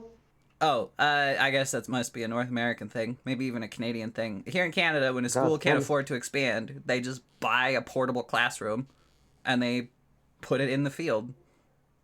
Canada really is the land of the free. Yep. It's like a little double wide is what we do Yeah. down here. Yeah, basically. So that was the stairs that he was under. So there was just like this burnt patch of grass under the stairs for that. And then we went home, ate literally every Hot Pocket in the freezer, and there was like 4 boxes of Hot Pockets. Hell yeah. And then we slept for 26 hours straight. Oh my god. That was my first time getting high. Beautiful. Yeah. Wonderful.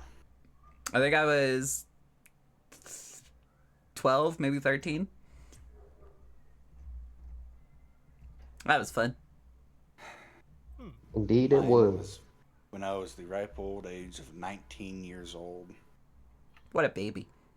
Yeah. Look at the baby. And, Look at the little baby. Look at the baby. Look at the baby. No, look at the big Look at the baby. baby. 2 years ago. Look at the baby. In Wow. the year of our Lord, Wow. 2018. Look at the baby. And we had just finished one of the most painful fucking plays I've ever done in my entire life. Mm-hmm. So to set the scene about how big of a clusterfuck of fuck this was. Uh-huh. You're gonna set the scene about the play. Yeah. So our director had the brightest idea to go to 3 different locations, 3 nights in a row. Ooh. So we had to move all of our sound equipment, light equipment, Ugh. as soon as we got done with our play, is set it up in the new spot. And then I don't know about sleep. you, that sounds genius to me. It's not.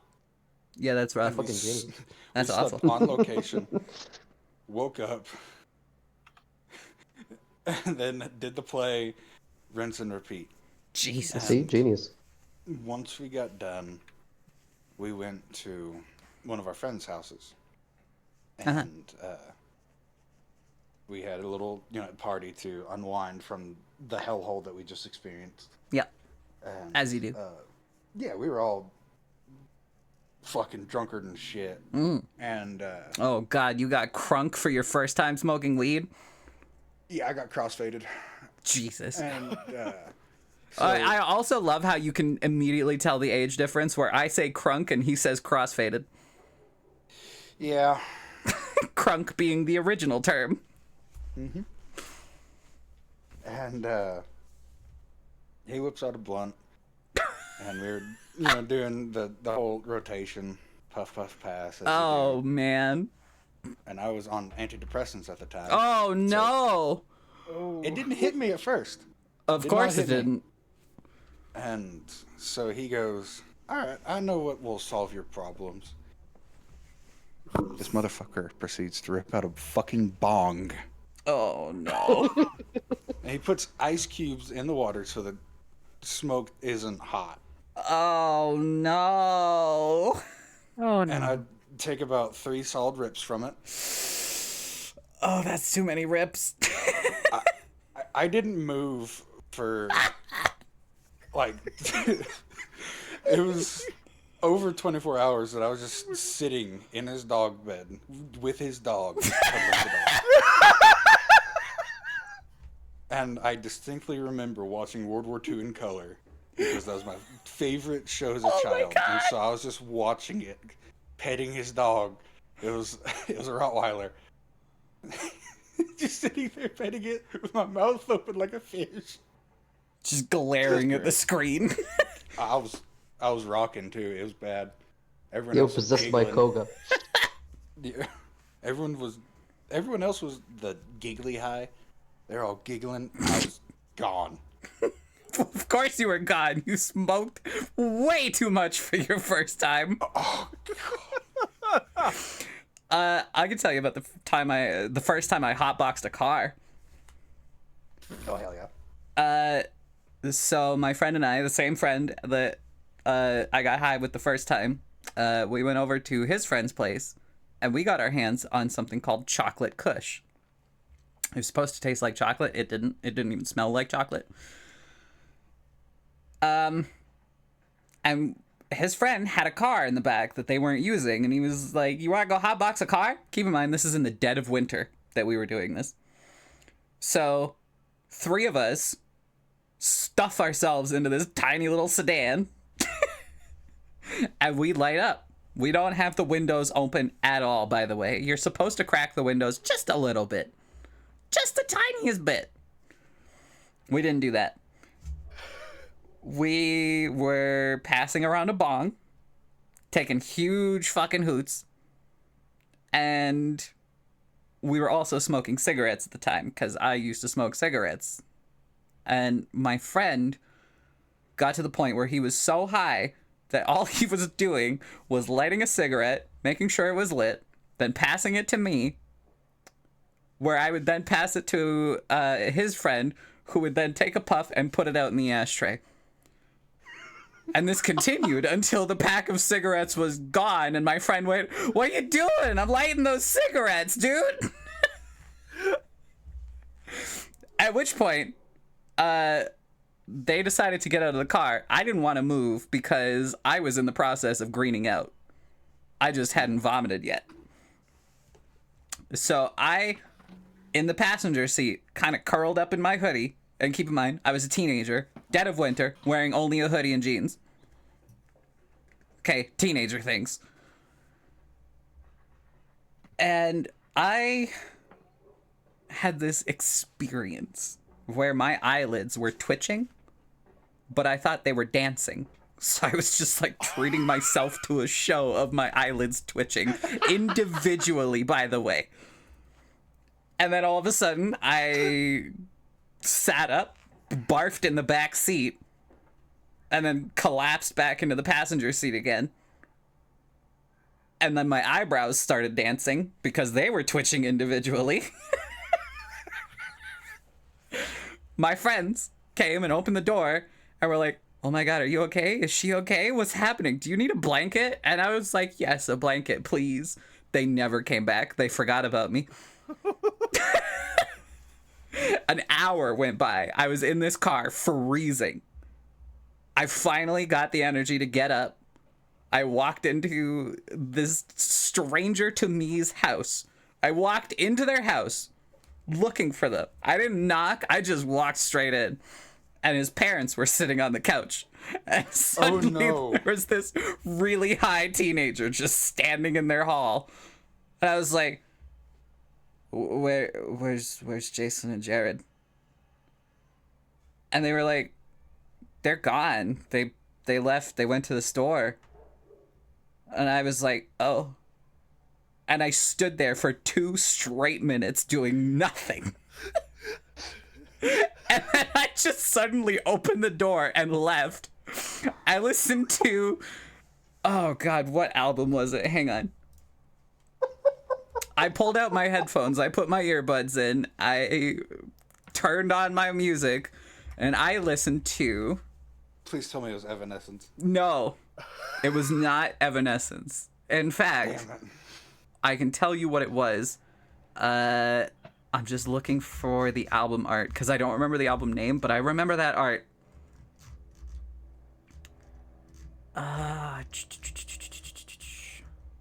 I listened to Dragon Force's Inhuman Rampage album. Oh, hell yeah. Hell yeah. And I just walked home. It took me an hour and a half to walk home. Why was that my favorite part of the story? Was it that? I don't know. I know I was listening to Dragon Force. I was absolutely listening to Dragon Force. But it was like a really colorful album. It wasn't that red one. I don't know what it was. Might have been a single. I might have listened to a single on repeat. I did that a lot too. What year was this? Oh, it was Heroes of Our Time. I listened to Heroes of Our Time on repeat. Nice. I got home at like 7 p.m. My family was there making dinner. I went to my room, laid down in my bed, didn't take a single thing off, still had my shoes on. I woke up 23 hours later. Beautiful. My mom thought I was dead. It's the green coma. It comes for us all. Yeah, I woke up, I went and ate a shitload of food, and then I was fine. And then I like called my friend, was like, hey, what the fuck? And he was like, oh my god, you're okay. And I was like, yeah, I walked home. And he was like, we forgot about you. We just kind of chilled inside for a bit. We didn't bring you a blanket. And I was like, yeah, I know you didn't bring me a blanket, you asshole.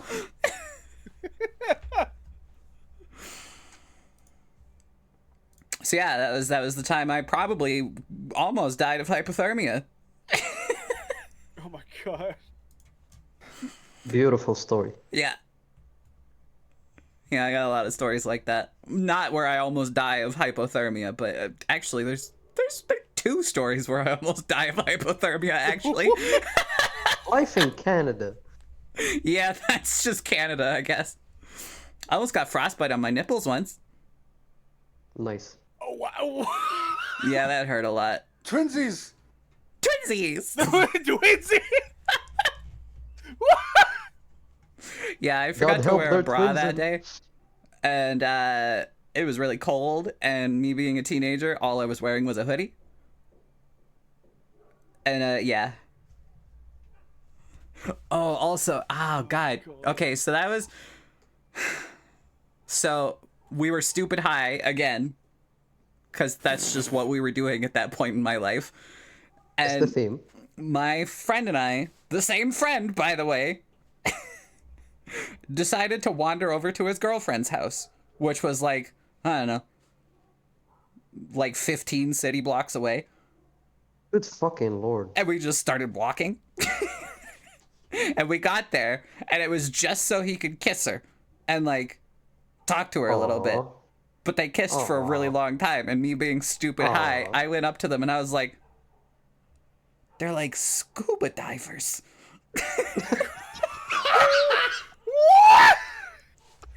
Because they hadn't broken their kiss in a while, so I was like, Oh, they're fuck, like that's scuba hilarious. divers. That's fucking funny. So my friend, in the middle of this kiss, Good lord, that's funny. started like really trying hard not to laugh because, you know, he was kissing his girlfriend, and he kicked at me. So I kicked back at him, and I hit his girlfriend by accident, and he got a little mad at me for that. So as we were walking away, after they said bye, he was like, how would you feel if I kicked your girlfriend? And without missing a beat, I was like, which one? Amazing. Queen. I did not have a girlfriend, by the way. Flexed. Still, queen behavior out there. Still, yeah. Appropriate response. Instantaneously, without missing a beat. Absolute Which one? player. And it completely diffused the entire situation. He just started laughing. So we started walking home. My toes were really cold at this point, and then my nipples started getting cold. And I was like, Jason, my nipples are cold. And he was like, don't fucking tell me that. So I just sat there with my arms inside my hoodie, covering my boobs, what little there was at the time.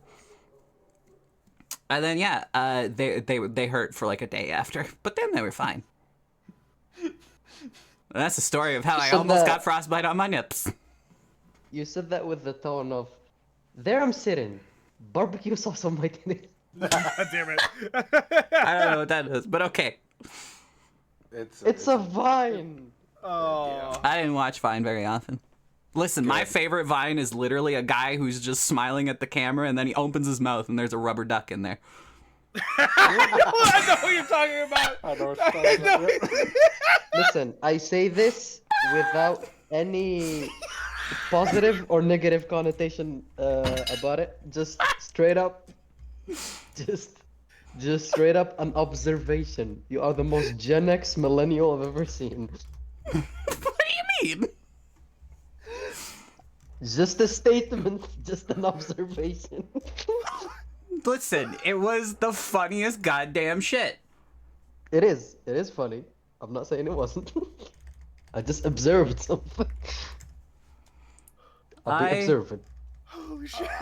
That is literally my favorite Vine of all time. I never really used Vine, but I watched a compilation years later and saw that and was like, I will never not laugh at this. Beautiful. Yeah. So I guess it's my time to tell my frostbite on the nipples story. Oh boy. Yeah, of course. Here Before we I go. have to go. This is how it be. So again, I live in Texas, of course. Texas, And yeah. born and Texas. raised. Yeah. And okay, well, here's the accent. Okay, It's Well, for hell. immersion. it's I can't stop it. It's for immersion. Yeah. Everybody, we're in So- Texas right Everything now. back in Texas. Remember, Texas. we're in Texas, okay? Member, Don't forget. member George. You jackasses. So football season is normally in the summer, Uh-huh. and on the field it's regularly, 120 plus on the field because we played on turf. Okay. Well, I'll be damned. Yeah, And it's quite a lot. and towards the end of the season, it normally gets to winter a little bit, Okay. and we had a really vicious cold front.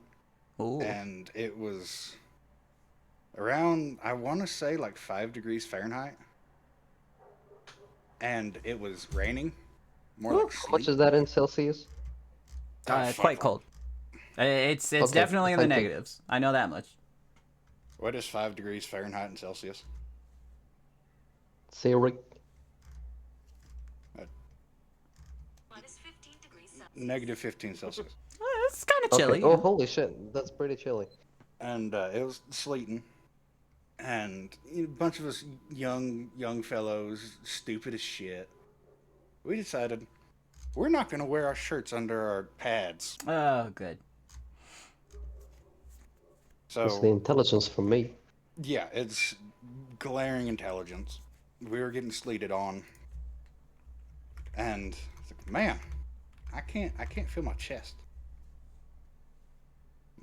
So I kind of look and through my pads. Ah, that's purple. Oh. Huh. I'll be all right. Oh, boy. And so I continued playing until I broke my hand that game. You broke your hand, and that's when you stopped? Unfortunately, my mom was the paramedic at the field, so she made me go. Unfortunately. What do you mean, unfortunately? Are you trying to kill yourself? At the time, yeah. Oh, okay. Oh. That got dark really quick. Sorry, but That's a very convoluted way to do it. I have easier. Yeah, ways. there's much easier ways, yes, but I tried those easier ways. okay, Anywho, okay. Try hard. Sorry. I would. No, It was a very common occurrence for me to dislocate fingers and all that in a game. And so I That didn't- ain't good, boy. well, no, but it came with the position that I played. And, That ain't good. So I was just why do you gonna think he tell the has so trainer, much chronic pain? Yeah, why do you think I have arthritis? At 21. Because Yeah, of Texas. Texas. Texas. Texas Because of caused it. Texas. It was all Texas's fault. She did it. No, Texas is. She didn't do it.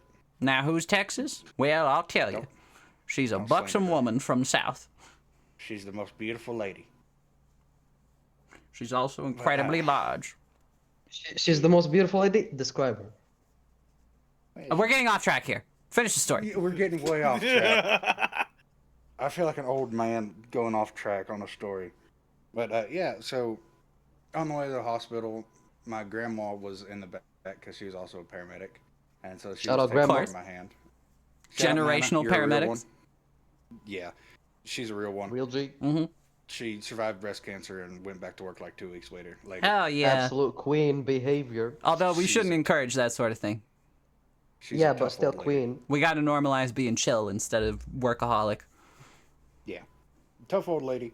Mhm. And I was like, Nana, I gotta get my pads off.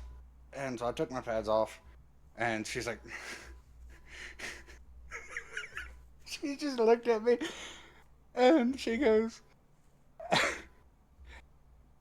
well, your hand's broken, but I'm more worried about the frostbite on your titties. Man, what? Word for word. Part 2. I'm more worried about the frostbite on your titties. Nah, she the goat. So, for a view as to what kind of lady my grandma is, her favorite saying is, boy, it's hotter out here than 2 nuns making out in a pulpit. Wow. I love your grandmother. Nana? Yeah. She's like, what? It is. Oh, okay, Nana. Oh my But- god. That's incredible. I love that. Beautiful. Your grandma is a fucking icon. She is.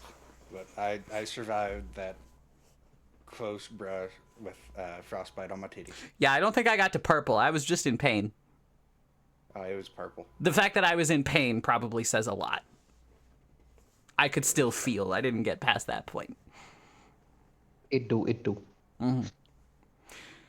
Anyway, we've Anywho, had I our gotta skedaddle. we've had our I mean, I 45 once, minutes of calming down. See, this is aftercare. Someone is I scared. told you, I'm good at it. All right. Well, I need say goodbye, trauma troop. Bye-bye. Goodbye, Chad. Bye. Ow, fuck, my See you phone next fell on my time. foot. All right. Bye, chat. See you when I see you. The rest of these crazy people will see you on Sunday.